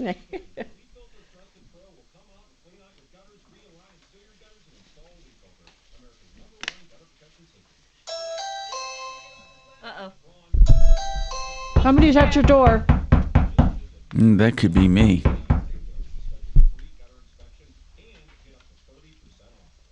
In fact, I do have food coming. What'd you order? Calzone. A calzone! Nice, Tommy. I just felt like I Still needed pull off it. the bread on a calzone. I needed it. I needed Hell no. it. No, he needs calories. Does he? Yeah. Tommy needs food. He really lost a lot of weight during that whole thing. Mm. Nearly 50 pounds, bro. Pizzanos. He said 50 pounds he lost. Does anybody remember Pizzanos? Next to the movie theater? No. That's not Pizzanos? It's where Kramer used to get calzones for George. Oh, right. Oh. For George. Pizzanos. You're my paisan. I loved how George, if the person doesn't see you putting money into the tip jar, it's like it doesn't even count. It doesn't. So he took it out, and he was going to put it back in, and the guy saw him taking it out and thought he was stealing from his tip jar. It does bring up a good thing, though. It's like, I guess that's true. If you go to tip someone, they don't see you doing it, and it's a jar, so it's not tied to you. Do you really tip them? I mean, Is that the same thing with here in the tree in the forest? And if it hits the ground, do you really believe it hit, it's similar. If they don't see you tip, did you actually tip? I get that way. I'm silly with my exercise watch. If my watch isn't recording it, did I really ever work out? Wait a minute. Let's start this class over. They said there's a Chinese restaurant in Denver off of University that's been there for 40 years. And one of the ladies, the owner, overheard a lady talk about, I don't like the rice in here. And the owner said, it's time for you to leave right now. Just like that. Just like that. And I said, I might do that too. That's like, then get the hell out of here. yeah. But it's like a wait list for this guy for 40 years. That's like the soup Nazi. Yeah, kind of like that. Yeah. That's funny. No soup for you. Could I get That's what some made me bread? think of that. Yeah. You're pushing it, little man. I gotta go check out that restaurant. It's been around for 40 years. It's amazing. We just discovered one in Parker that's really good. I had fried chicken. It was delicious. Cajun, Creole food. Oh my God. Guys right from New Orleans. Fried catfish. It was incredible. Nolas. Nolas. Yeah. That's what it's called. Have you been Have there? you been there? Yeah, it was right down the street here. I didn't know they had one here. Yeah, they moved to Parker. Yeah. Oh, I didn't know that. We just discovered it. Someone the told owner us. cooked our food. He was great. He was yelling at his help. I Yeah. like that. He was like, I guess I got to do everything around here. Because you don't know how much we love you guys. Starting November 10th. I'm very excited about it. Over on KOA.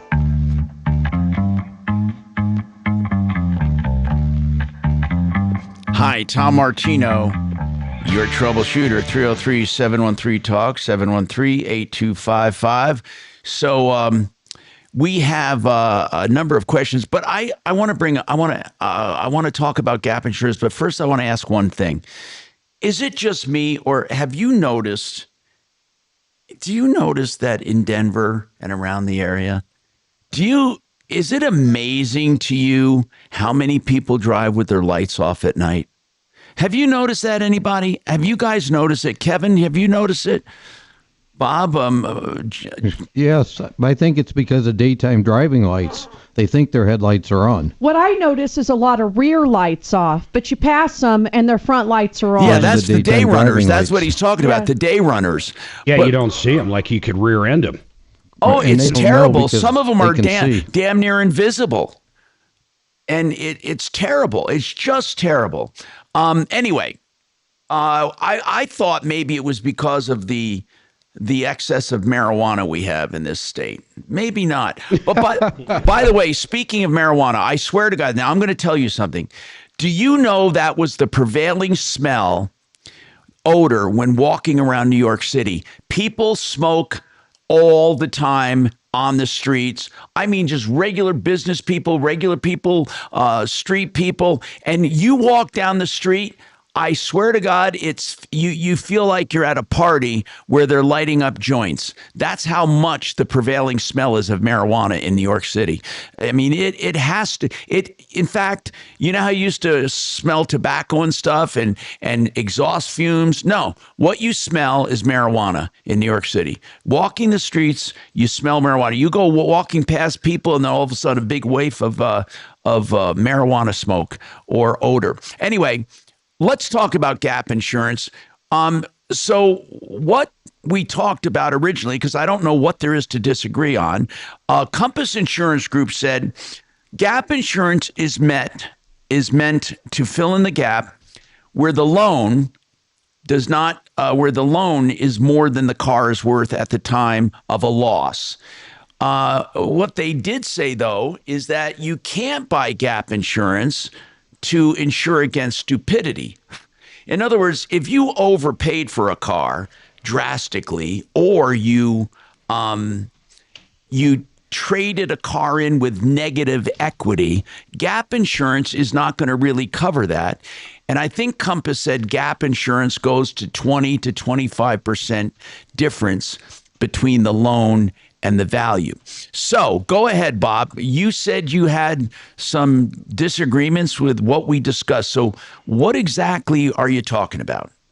So, gap insurance stands for Guaranteed Accident Protection. And it's to do what you just said, to cover the difference between if your car's totaled, what the insurance pays and what you owe on the car. Right. But I mean, stupidity's not written into there. So what it's really designed is it covers that. So I've got a friend who has a company that sells gap insurance, and among other things, and he said prior to it being called gap insurance, it was called prior indebtedness. So it's to cover previous debt. And so, you roll that over. Yeah, he's saying negative equity is covered by gap insurance, at least the one he sells. Well, and most of them are. That's the purpose of it. You wouldn't need it if it didn't cover any negative equity. Well, I guess, but it still doesn't go beyond 20% or 25%. So the policy that we have, I brought a sample contract. It says the amount waived shall not exceed $50,000. So it's not a percentage. And then they have under exclusions, they don't cover things like Aston Martin, Bentley, Bugatti, Dodge Viper, Ferrari, Ford GT, the exotic cars, because they could be more than 50 grand upside down driving them off the lot. So it's a flat amount that you insure for, 50 grand. No, they'll cover up to 50,000 over. So the contract, all it asks you when you do a contract is the vehicle purchase price, how long of a loan you did, what the interest rate is, and but you're saying it will cover stupidity. Yes, if you absolutely. It'll cover any gap up to 50 grand. Correct. That's what it's there for. So Gap originally was a lease product. It came and it still does come standard on a lease contract because a lease used to be. Well, hold on. We got more coming up. We'll talk about it. It's home.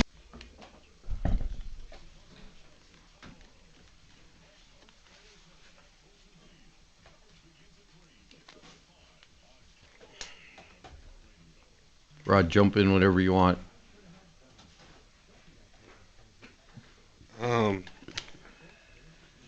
I'll let you have it since you brought the documents in. Let's see. How do they price gap insurance? Is that So there's some state maximums that they can do. So I think it's something like 4% of the amount financed at 2%. maximum, or what's that? 2%. Is it here 2? in Colorado, and I think they've just changed it though. So it's a again, the finance office, it's a profit center for them. Sure. We don't do that. We do it to protect I was the just wondering customers. how they priced it. Yeah, and there's a maximum you can charge in Sure. the state of Colorado. So,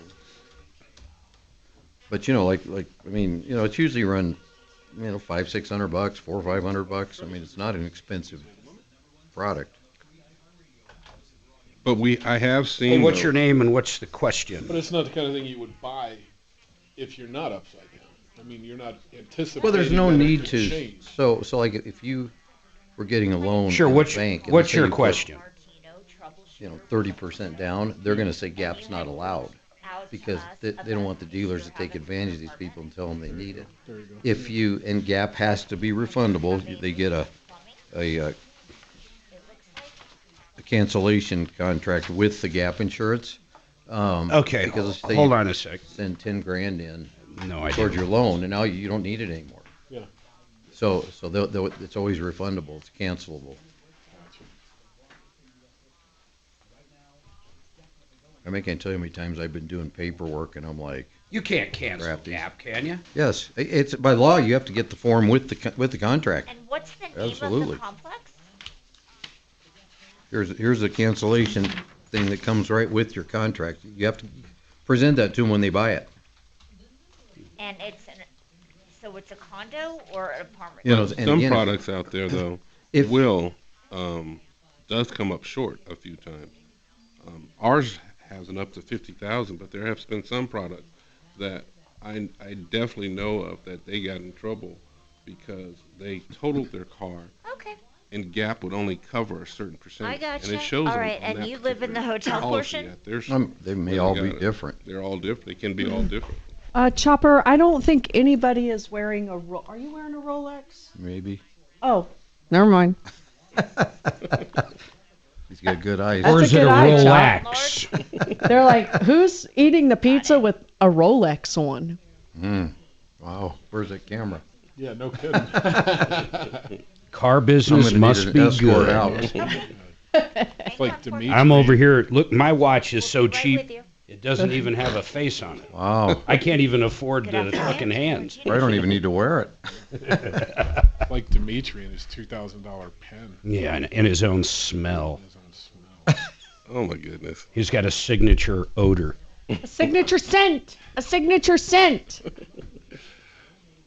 I've never heard The of that. recycling business. Yeah, I know. I never Dimitri's either. hilarious. Oh, he is. He's such a cosmopolitan guy. He's a what kind of farmer is he? He's a gentleman farmer. A gentleman farmer. Without the farm. Yeah. Yeah, with no farm, just Yeah. He's a odor. wannabe gentleman Just farmer. an odor. Who uses a loofah. And the top of the line. Who uses 07 a Lincoln. And he has his own signature scent in his Again, We're on Very, air and very expensive fountain pen. 2007. He paid $200 for this fountain Lincoln pen, Town but Car. retail is like $1,200. Oh, $2,000. Like, who spends that much on a? I said this to a client last week. Who spends that much? He's like, I've got one. I was like, oh, On Shark Tank, they all have them. what? On Shark Tank, they all have them. They do? Yeah. Get out of here. They're probably more than that.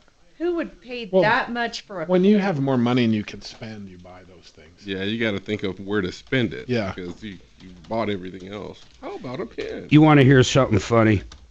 Her sister, for the first time, went into a Costco. Was it Costco or Sam's?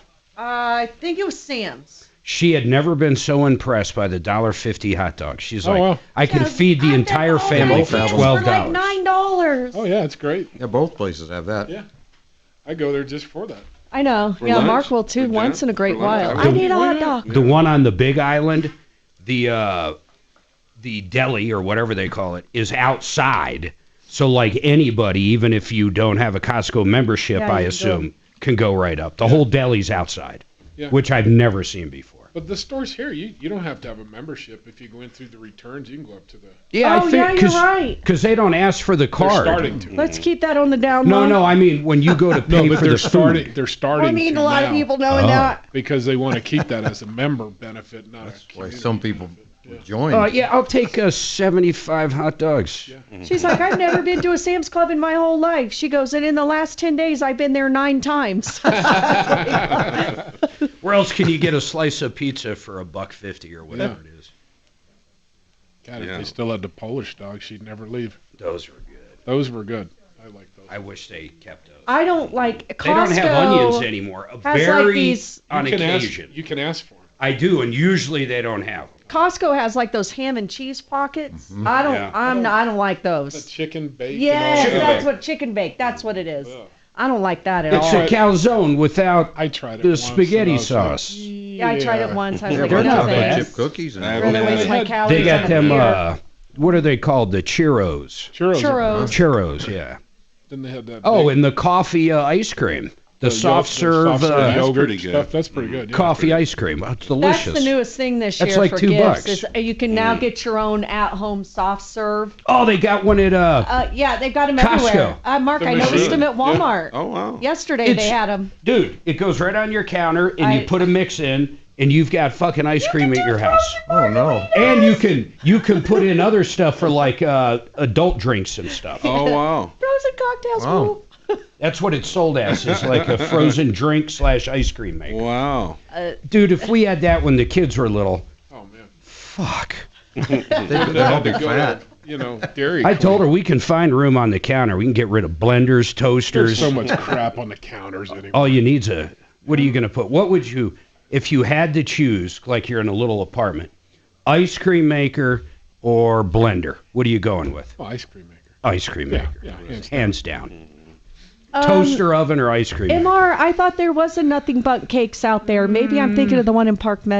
Because you don't know how much we love you guys. Starting November 10th. I'm very excited about it. Over on KOA.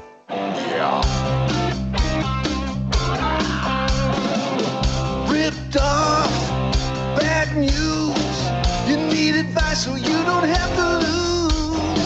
We'll come running just as fast as we can. Troubleshooter's gonna help the common man. This is the Troubleshooter Show. Now, Tom Martino. Hey, what's going on? It's car day today on the Troubleshooter Show. I'm at the satellite studio, Mikasa Studio. Mark's at the main base of operation with Kevin Calkins, Sheridan Autotech, Bob Perry, and Rod Greer from JFR Cars. We were talking about cars, and we'll talk about anything you want. Right now, Margie has an issue she wants to talk about. And go ahead. Is she still there? Margie, go ahead. What's going on, Margie? Oh, hi. Thanks for taking my call. Yes. Okay, so in Colorado Springs, there's this huge complex. It's called the Satellite. Okay. It used to be, and part of it are hotel rooms, and part of it are condos. I think there's 300 and some condos. Holy crap. Yeah, it's a huge, it's really old. It's been there forever. But so I own one of the condos. I rent it out. And my renter has told me that for the last 5 or 6 days, they have not had any hot water in the building at all. So, and there's a lot of elderly. There's got to be a boiler. Families. Well, I called the office, and they told me that they need a new pump. And I said, well, how soon are they going to get a new pump? It's been, 5 days, whatever. Oh, my goodness. And yeah, and she had no clue. I mean, she said, well, our maintenance men are working on it. I'm like, well, how are they working on it if they don't have the pump? They right? probably can't get the part. Well, so what are the residents supposed to do? Because they have a website, and on the website, people are saying that they've been told they won't have hot water for another 2 weeks. Well, okay, obviously it's a warranty of habitability issue, and they're going to have a major problem. But in practicality, what are you going to do? I mean, that's the real question: is what can you do? I mean, it's not like you can take legal action. Now, you may want to each individual tenant might want to assess their own damages. For example, let's say you had to displace your tenant in a place that has hot water because she can't exist without hot water, then you would have to go after the satellite for damages. But if it's beyond their control... But that's going after herself. No, well, no, you're right. No, I'm talking about her as a landlord going after the satellite. Because she's experiencing a loss. No, I'm saying if she goes after the satellite and they got to come up with money, there's probably going to be a special assessment on the people that own the units, and she's going to end up paying herself. I see what you're saying. That's possible. Margie, did they say they didn't have the money for it, or did they say they're having trouble finding parts, or what was the main issue? They didn't really say. They just said, we need a new pump. And we're not sure, when that we're going to get that. Tell them about the website. Get your own water. And somebody posted on the website when they called, they were told that go to Walmart and buy some plastic bags and boil water and put the boiling water in plastic bags for a shower. Now. That's ridiculous. That's pretty ridiculous. But yeah, Margie, I agree with you. It's ridiculous. But let's just say they're having a problem getting a part. What do you think the answer is? I mean, you can't make something happen because you want it to. And I understand you have every right to be upset. But in the long run, what are you going to do about it? Well, that's what I just need some direction. I mean, do you think legally, because the HOAs for the condo owners are horrendous. For like a 700 square condo, you pay almost $500 a month for HOA fees. So, I mean, do we have any action we can take where we could ask for like a discount or something of for course. the HOA fees? Of course you can. If part of the HOA fees is plumbing and heat, Right. obviously, or whatever, is this affecting the heat at all? Usually, I'm not so sure, 'cause usually I don't commercial buildings that have boilers usually have hot water heat. Do you know if the heat's affected at all? I mean, do you have natural gas? How does the heat work? That I don't know. I'd have to, because I don't live there. Do you get a bill from a gas company or no? No, actually, the whole complex, they pay for the heat. They provide the heat. We don't get a bill for the heat. Okay. I don't think I'm That's going part of out the on a limb HOA saying fee. there's probably heat, because you'd probably hear from your tenant there's no heat, right? Yeah. But here's course, what I'm thinking, Margie. You're asking, is there recourse you can have for not having the services provided by the HOA? The answer is yes, of course. But remember, as Mark said, the HOA is you. I mean, you are an owner and you're part of the HOA. Can you imagine if she sued him and won? and then they hit her with the special assessment to pay her. Oh no, that's not even funny. But see, this is the problem with condos in general. You all share in the good and the bad, okay? So it's supposed to be more inexpensive compared to your own residence because you are grouping together people. But at the same time, it can be a major problem when it comes to needing something major. You can have, they haven't even talked to you yet about the cost. If they have to put a new boiler in that building, now, is this one building? Yes. How many units in that one building? Oh, geez. Well, there's over 300. But not in one building, right? It's massive. It's 12 stories. It's big. It's huge. Oh, yeah, man. it's a huge building. And it looks pretty old. I have a feeling they're having trouble getting the pump. It's like Vegas in the 70s, doesn't it? Yeah, it does. It does. It looks like Vegas in the 70s. Oh, man. Right. So here's the bottom line. You can make an adjustment for services not provided. But remember, the HOA is part of you. So I don't know where the money comes from. Deputy Bo has a comment, not sure what, but go ahead, Deputy Bo. What do you have to comment on? Yeah, so Margie told us it's going to take like 4 weeks to get this centrifugal pump. I don't know if anyone mentioned centrifugal pump or a time frame, but go ahead. If it's a heating pump or the chiller pump, it's a centrifugal pump, and I've dealt with these pumps for over 40 years. If Margie can contact, if I can get her number, she can send me a few pictures. I bet I can find them the pump or the pump parts probably in a few days, and they can get their maintenance guy to put it in, even if it's from the 70s. Okay, but just keep in mind, Margie may not have access. Okay, well, I thought if they're all. It's not like Margie can walk in the mechanical room and take a picture of the centrifugal pump. No, but she could call that lady back and say, "Hey, I know someone that's been in the business forever and can get the pump. Is there a part number or something?" Or a picture. Hey, by the way, Bo, do you think it's going to affect their heat as well? Sure. If it's a centrifugal pump for the heating system for the boiler, you need the pump to circulate the hot water in through those convectors. So right now, this time of year, these pumps are failing. This used to be my busiest time of year. So I believe it is. And it also affects the cooling, too. Yeah, which won't be a big factor right now, but why do you have access? If they say it's going to be 3 or 4 weeks, why do you think you can locate it quicker? Because I'm an expert. No, seriously though. On a serious note, why do you think you can locate it? Because a lot of these supply houses in town just don't stock older parts.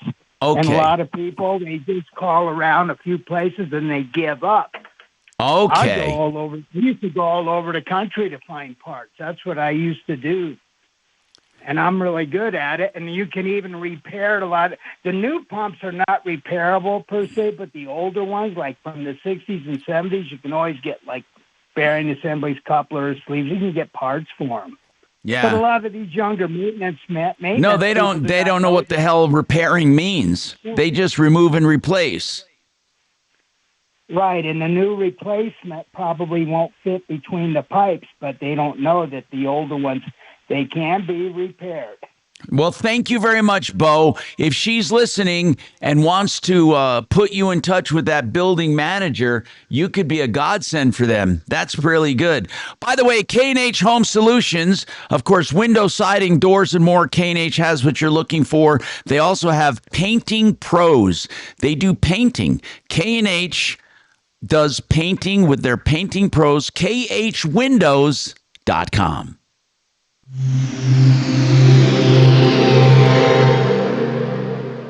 Not sure what to get him this holiday? You can't go wrong with a gift from Untuck It. Every guy wants to unwrap our best-selling, wrinkle-free, and performance styles. From polished shirts for holiday parties to cozy layers for family photos, you'll find everything he needs to look sharp and feel comfortable all day and night. So, get a head start on your holiday gift list. Early holiday sale happening now. Find the perfect gift for everyone on your list at untuckit.com and more than 80 stores worldwide. Untuck It. Shirts designed to be worn, untucked. Hey, John Fuller, we had him on the show, and he is an expert on auto accidents and liability and collecting and all of that. So if you're ever in an accident, you're going to have questions. The great news is you don't have to be a client for him to talk to you. He doesn't require that you sign up or obligate to anything. He'll talk to you, give him a call. Then if you decide to hire him, you still get personal access through his own cell phone that he gives you. So give him a call right up front to get all of your information on your case. 303-597-4500. Don't sit on your rights. Call immediately when something happens. 303-597-4500.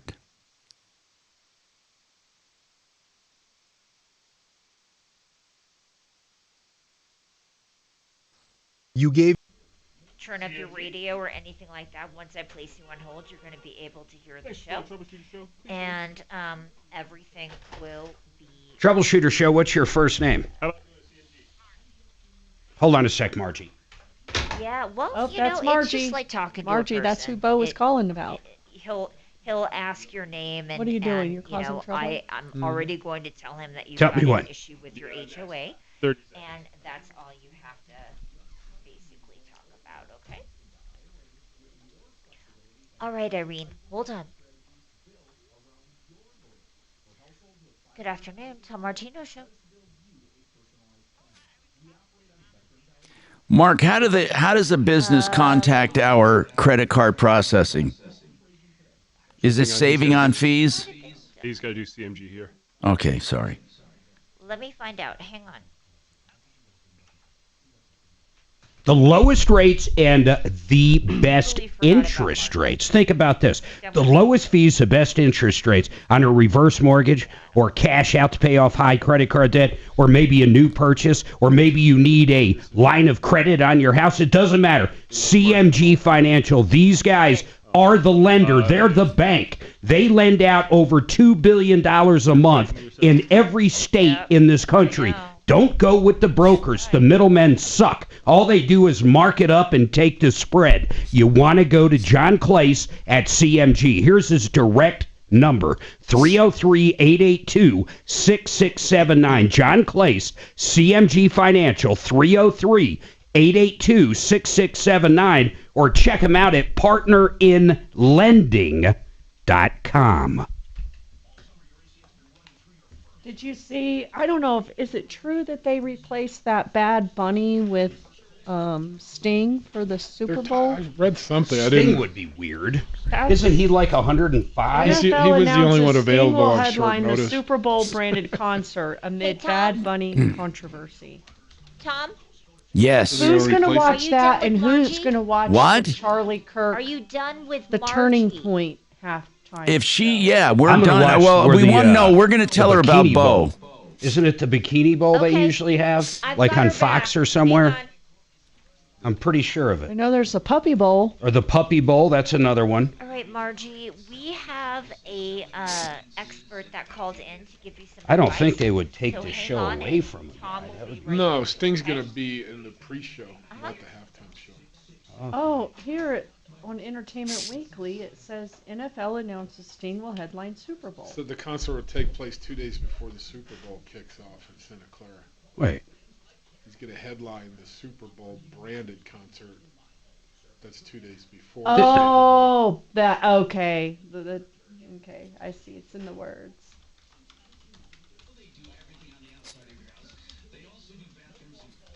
Yeah, it's kind of weird that you get a performer who's going to perform in Spanish for the Super Bowl.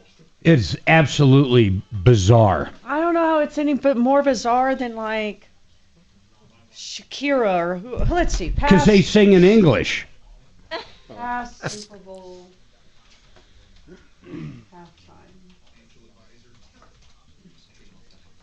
Full list of every. Okay. Kendrick last year was the riot.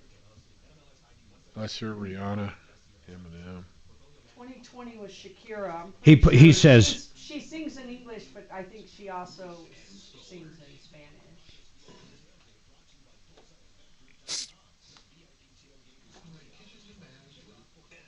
I don't even know his music. I don't either. Bad Bunny? I never even heard of him. I don't think they're catering to their demographic of. Well, they're certainly not playing to their audience. That's, you know. That's why I love how Walmart handles the Broncos. They're like, hey, you guys need to go do this for LBG, whatever. And they'll go, nah, just fine us. We'll pay the fine. I love that. I mean, really, I think the NFL's becoming pretty strange. Mm-hmm. Well, it was the Avalanche that they, that they said, no, we're not going to do the rainbow. The rainbow stuff. Rainbow game, yeah. Whatever, Yeah, they own that too, don't they? Yeah. Nuggets, Avalanche, yeah. Daddy owns that one.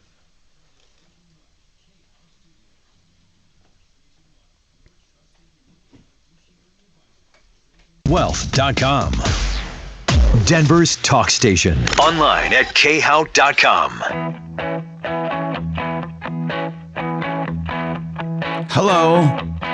303-713-TALK, 713-8255. We are here to help you any way we can. All you have to do is give us a call. I want to go back to Margie real quick. And Margie, bottom line is we have someone who thinks they can locate a part for you because he used to source parts for older systems.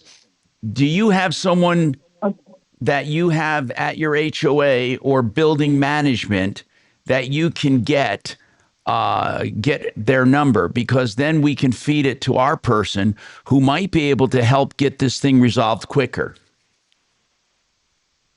Yes, I can get that number. Good. I'm going to put you on hold and have Kelly get your information, and then we're going to hook you up with Bo.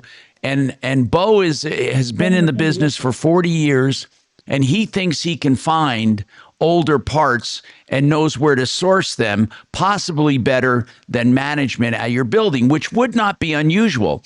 There are a lot of people who know how to fix things, but they don't know how to source parts. So we're going to put you... Go ahead. What were you going to say? Oh, I just said that's great. Yeah, I think we might be able to. Let's see what he can do for you guys. Thank you, Margie. Irene, what's going on with you, Irene? HOA problems. What's going on? All kinds of flooding and gutter problems, flooding problems, and they won't do anything. They keep ignoring my calls. Irene, what is your complex? Where do you live? Tower in Aurora, Tower Ridge 2. It's Teller. You said it's Teller Ridge? Tower Ridge? Okay. TOWER. Yeah, yes. Got it. Tower Ridge. And now are a lot of homeowners noticing this? I don't know because we had an HOA meeting and I tried to bring it up and she didn't want to listen to me, so I just left. So I don't know. What are the specific problems you're having? Flooding on the foundation, the crawl space, and the gutters. I mean, it's like a waterfall. Every time it rains, the water doesn't go down the gutters. It's just down the walls of my house, and I. Now, when you were at the meeting and you brought this up, were there any other residents at the meeting? Yeah, it was a full house, but did any of them agree with you? I left before the meeting started because I went early so that I could explain to her, and I took pictures on my phone and I showed them to her, and she didn't want to look at them. Well, first of all, Irene, again, I have to explain this about condos and townhomes. the HOA are a bunch of homeowners like you. I mean, you're one of them. So if the HOA isn't doing anything, there's got to be a reason for it, because they're not personally paying for it. They're not a company. They are you. So maybe they don't have the money to address it or whatever. I don't know what the thing is, but you have to get other homeowners to get up in arms about this. You have to get other homeowners to complain about it, because there will be strength in numbers. But just for the heck of it, Irene, I want to ask you something. How many do you own your place in Tower Ridge? Yes. Okay. How many units are in that building? Oh, maybe 40. Okay. 50. Okay. What if it was going to take 40 or 50, and I'm just giving you a supposition. What if it was going to take $40,000 or $50,000 to fix it, and you all had to chip in? Would you have the money to do that?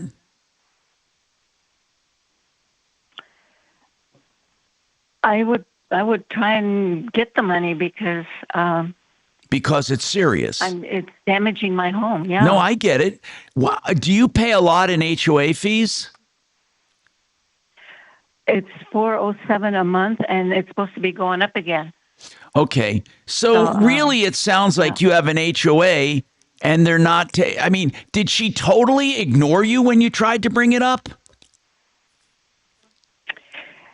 I took pictures on my phone, Right. and I tried to show them to her.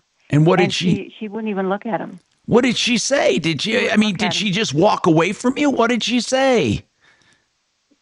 She said, "Get covers for the gutters. Get covers." And she repeated it like 3 times. And Well, wait a minute. Are these townhomes? Are these townhomes where you're separate and you have your own gutters, or is this a condo development? No, they're townhomes where they have separate gutters. Okay. And they replaced the gutters about maybe 2 years ago, and that's when the problem started. And that's why this gets a little complicated with townhomes. It depends on what you're responsible for. She said to get covers, so she's saying it's a problem with your gutters. Are you located? I got to get a picture of what these townhomes look like. Because here's the thing, okay? Let me just put it to you this way.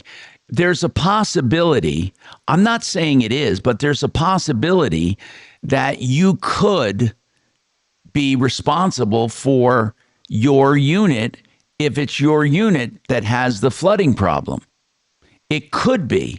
I'm not saying it is. Yeah. But do you know where it is flooding from? You said it happened after they put the new gutters up, right? I'm trying to remember how long ago it was that they put the gutters, but it seemed like I didn't have problems before then.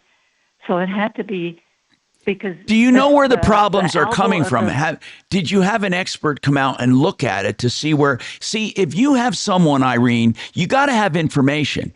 You have to have information that we can use for evidence and say, look, this is a townhome problem for the unit, for the whole building, or it may be just your unit, but we need someone to look at it.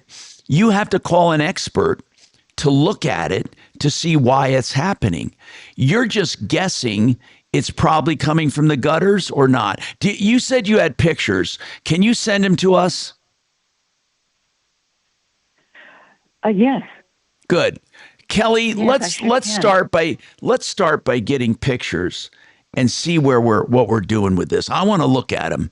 So, Irene, Irene, I'm telling you, condo and townhome developments are very, very complicated, because especially a townhome, because it's a little bit of a condo and a little bit of a house. And sometimes it's the HOA's problem, and sometimes it's your problem. So we got to try to figure out what is going on. And I don't know what you took pictures of, but any pictures you can share with us will help. Andrew, what is your question on spark plugs? We have Kevin Calkin with us from Sheridan Autotech. What is your question? Yeah, I've got a 2008 Acura TL, or it's my wife's car. Yeah. And it's got like 76,000 miles on it. And I was wondering if the plug should be changed out. I mean, with that low miles, or Well, have they ever been changed? no. I would tempt to say, yeah, you don't want to probably go more than about 8 to 10 years on plugs, irregardless of miles. I can't believe he went that long. Seriously, yeah. It's amazing it did. How is it running? Runs great. Kevin, what is the rule on spark plugs? Well, it's usually a mileage indicator, but most cars can go upwards to 70, 80, 90,000 on plugs. Oh, really? That much? Oh, yeah. They last quite a while. Now, the hotter plugs, uranium plugs and platinums and different metals, they last longer. So, but it's, you don't gain anything by pushing it past that limit. You can start causing other damages. You can knock out ignition coils. You can even knock out a PCM, a computer, by running worn out plugs in a car. There's no advantage to keeping them in there. So change them out, Andrew. How about the wires too? Is that? Well, yeah, most cars don't have ignition wires anymore. They'll have coil boots. They'll have little boots on the end of the coils, because each cylinder usually has its own coil now. So depending on the vehicle, yeah, you would change out the boots What he or said the it's a wires. 2008, so that would have a boot? It's a tweener. I don't remember that engine. It's probably a 3.2, and it could go either way. Okay. All right. Okay. Appreciate it. Sure, no problem. Give us a call, people. 303-713-TALK, 713-8255.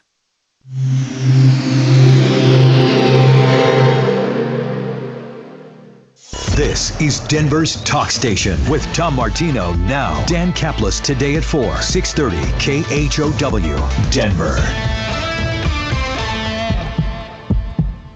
Now, Impact Traffic.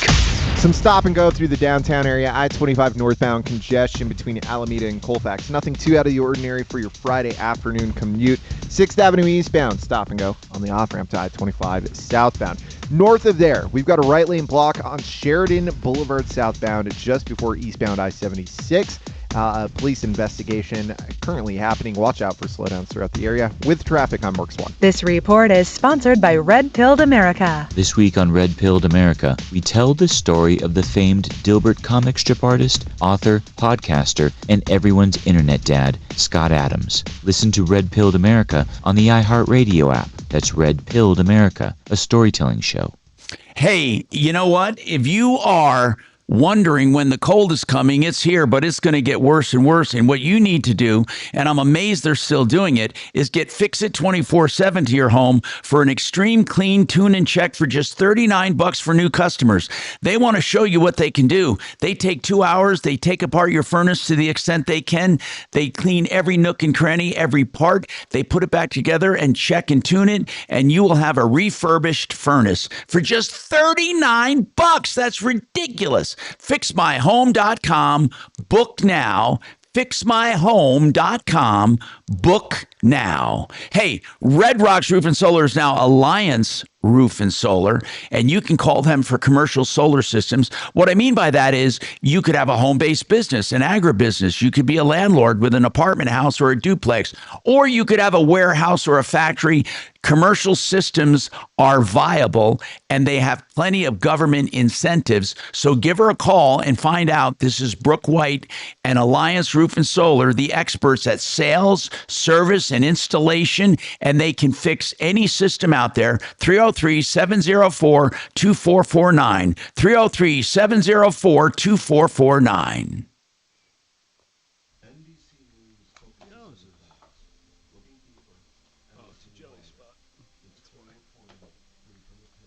Wow.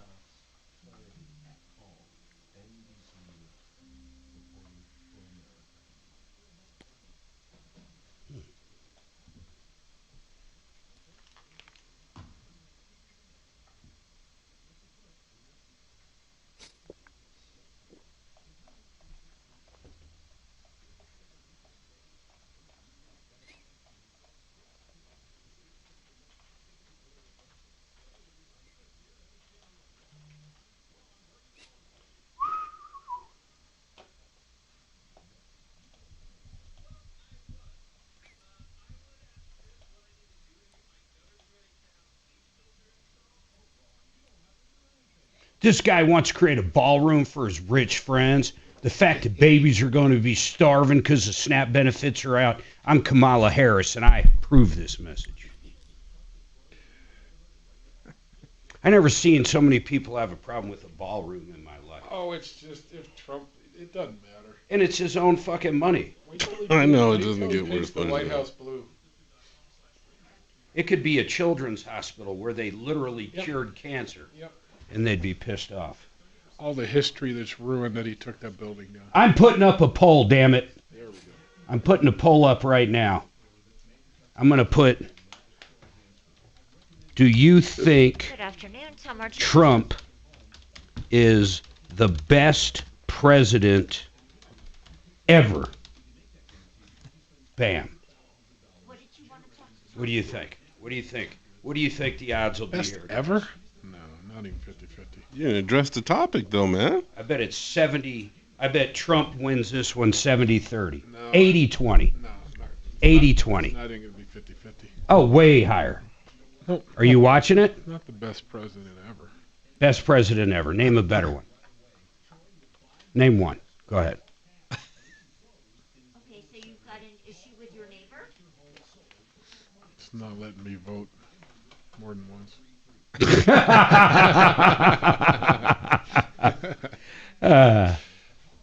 68-32. I'd said 70-30. Your story. What exactly is That's only 3 people. Come on, Trumpers, get in there.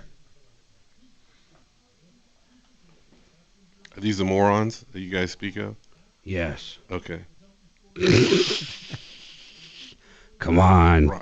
Come on, Trumpers, hit that button. Change your vote out there. No, he's up there. Clinton's up there too, though. I do not like Hillary. I am shocked you like Hillary. Did you hear that? Kevin Calkin, SheridanAutotech.com loves Hillary. That's SheridanAutotech.com. Crazy. Bill did get the budget balanced. They had the deficit under control. What's your first No, name? Bill did a great job. And he played the saxophone and went to McDonald's. Seriously, Clinton, I voted for Clinton. The good Clinton. Yeah. Not the Monica Lewinsky Clinton. Not the... I think Reagan. All right. But I was Got an pretty issue young. with your house. I was Okay. pretty young. Yeah, Hang on. a lot of what he did. Yeah. No fucking clue. People love Reagan, though. Right. Both sides. Well, he was just. He was Tear down that wall. He was all about the traditions and everything else. Not only that, he was a Hollywood star. I mean, come on. It's just certain things, you know. It's a 64. Offered by Robinhood Strategies, an SEC registered advisor. Hi, Tom Martino, your troubleshooter. Ken's got an issue with his house. What's going on with you, Ken? Welcome to the show. Yes. Anyway, I had my house in North Denver, and this neighbor down the way, he had the information on me and my house, and he got in contact with a lawyer, and the lawyer. Well, what do you mean information on house. your? What do you mean information on your house? Well, he got acquainted with me about my house and everything about it. But anyway, I'm saying that he got the information through me to him, to the lawyer. You understand? I don't really understand. I'm sorry, bro. I don't understand. Mark, do you understand what he's saying? Not a damn word. Okay, Ken, let's go over it one step at a time. Okay, really. So your neighbor, what did your neighbor do? Well, I thought he was a good friend, you know, and right. Anyway, he got the information about my house. You know, No, okay, hold on, Ken. One step at a time. When you say he got the information about your house, what information?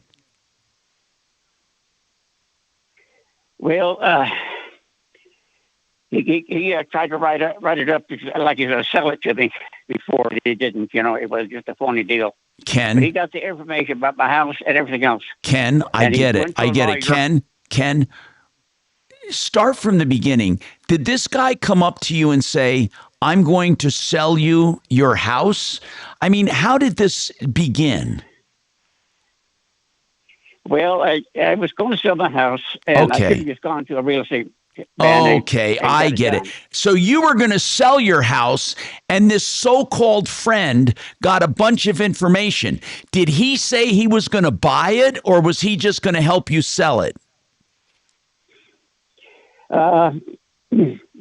Well, I thought he was being helpful, is all I got to say. Okay, And, did he say he was going to help you sell it?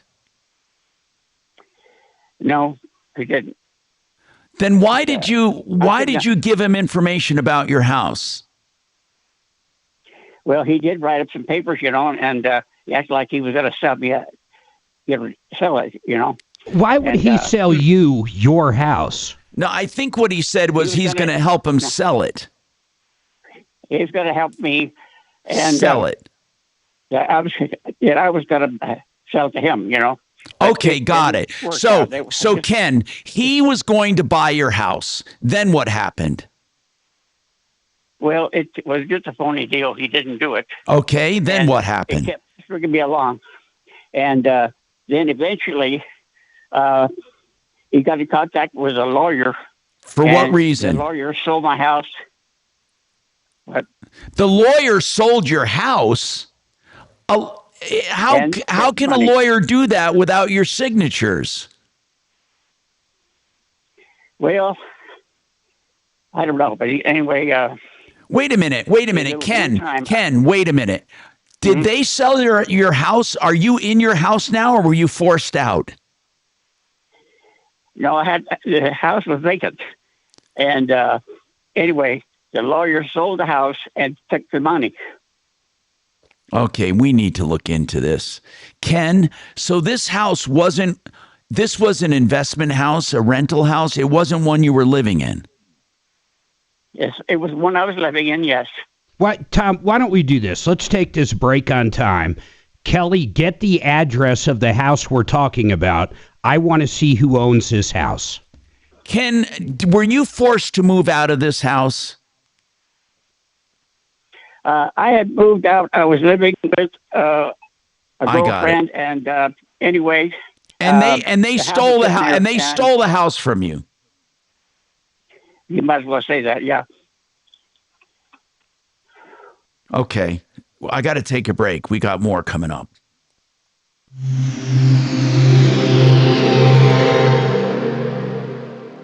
Now, impact traffic. Some stop and go through the downtown area. I-25 northbound congestion between Alameda and Colfax. Nothing too out of the ordinary for your Friday afternoon commute. 6th Avenue eastbound, stop and go on the off-ramp to I-25 southbound. North of there, we've got a right lane block on Sheridan Boulevard southbound just before eastbound I-76.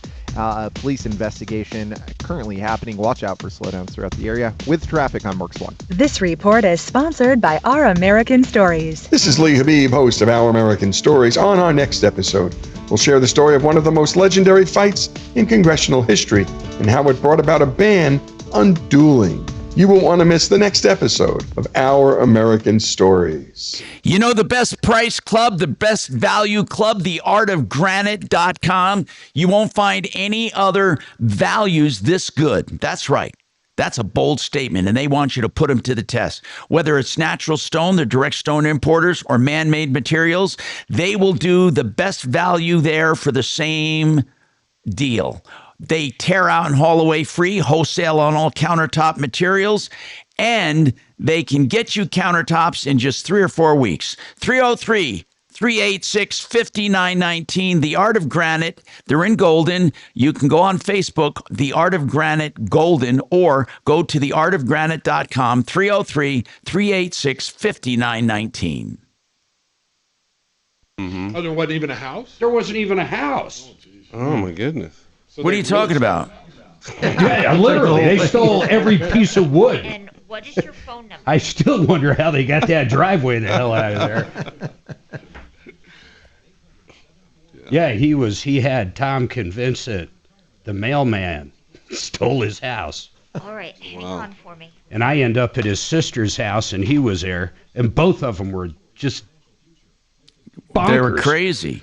Crazy. They're they showing drunk? me, look, it's right here on this bank statement. I'm looking at the bank statement. There's like, King Supers, $12, Walmart, $3. It's like, and they're trying to tell me this is the proof that this house they own that didn't exist was no longer How'd you handle there. it? I'll tell you this, I was looking over my shoulder the whole time. And finally I said, I got to go out to my car and get something. You guys hold on. I got the fuck out of there. They were fucking bonkers. I'm telling you, they were literally crazy. 2 of them. That's what's even weirder is 2 of them were they that drunk? delusional. Were they drunk? No, not at all. They were totally just whacked out, man. Totally whacked out. And they never called the radio station again, huh? No. Well, there was nothing to call about. Hey, Mark. Yeah.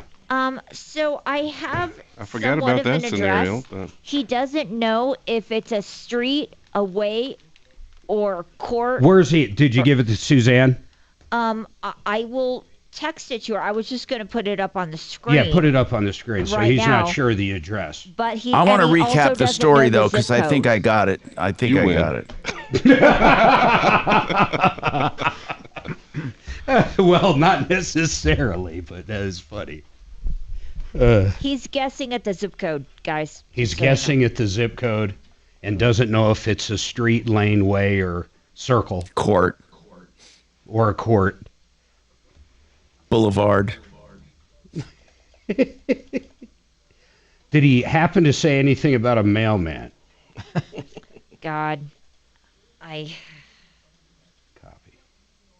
Let me try to find a real address here. All right, here's a real address. Now, okay, got it. We got it. It's street. Suzanne, do you see it? It is street. Zenobia. good. You found that. I want to talk to Ken coming out. I think I know what's going on. I really do. And I think Mark's got to investigate it personally. and look at the bank statements. Those people might as well have pulled out a menu from Pizza Hut and tried to explain how their house was stolen to me. That's when I literally just started looking around like, am I getting jacked? I mean, is this on me? is my car still outside? Whose home is this? But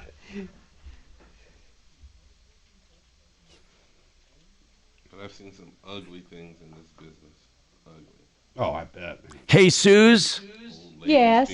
You got my information on those Yep, two. I sure okay, did. I good. meant to tell you that, Tommy. I got that handled for you. Okay, and then I have a new endorsement starting. U.S. mortgages. I'll send you the information. Okie dokie. As far as listing it anyway. Mm-hmm. List it.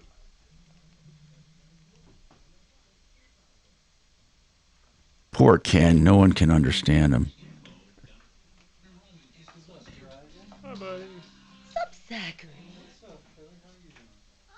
It would suck if he got totally ripped off of his house. I mean, And I'll bet you, Mark, that probably happens more than we think. yeah, I think so. Well, especially when he said he was there with a girlfriend, you know. It's listed for when even. So he may not even own the property. Well, it's the only listing they show is back in 2020 for rent.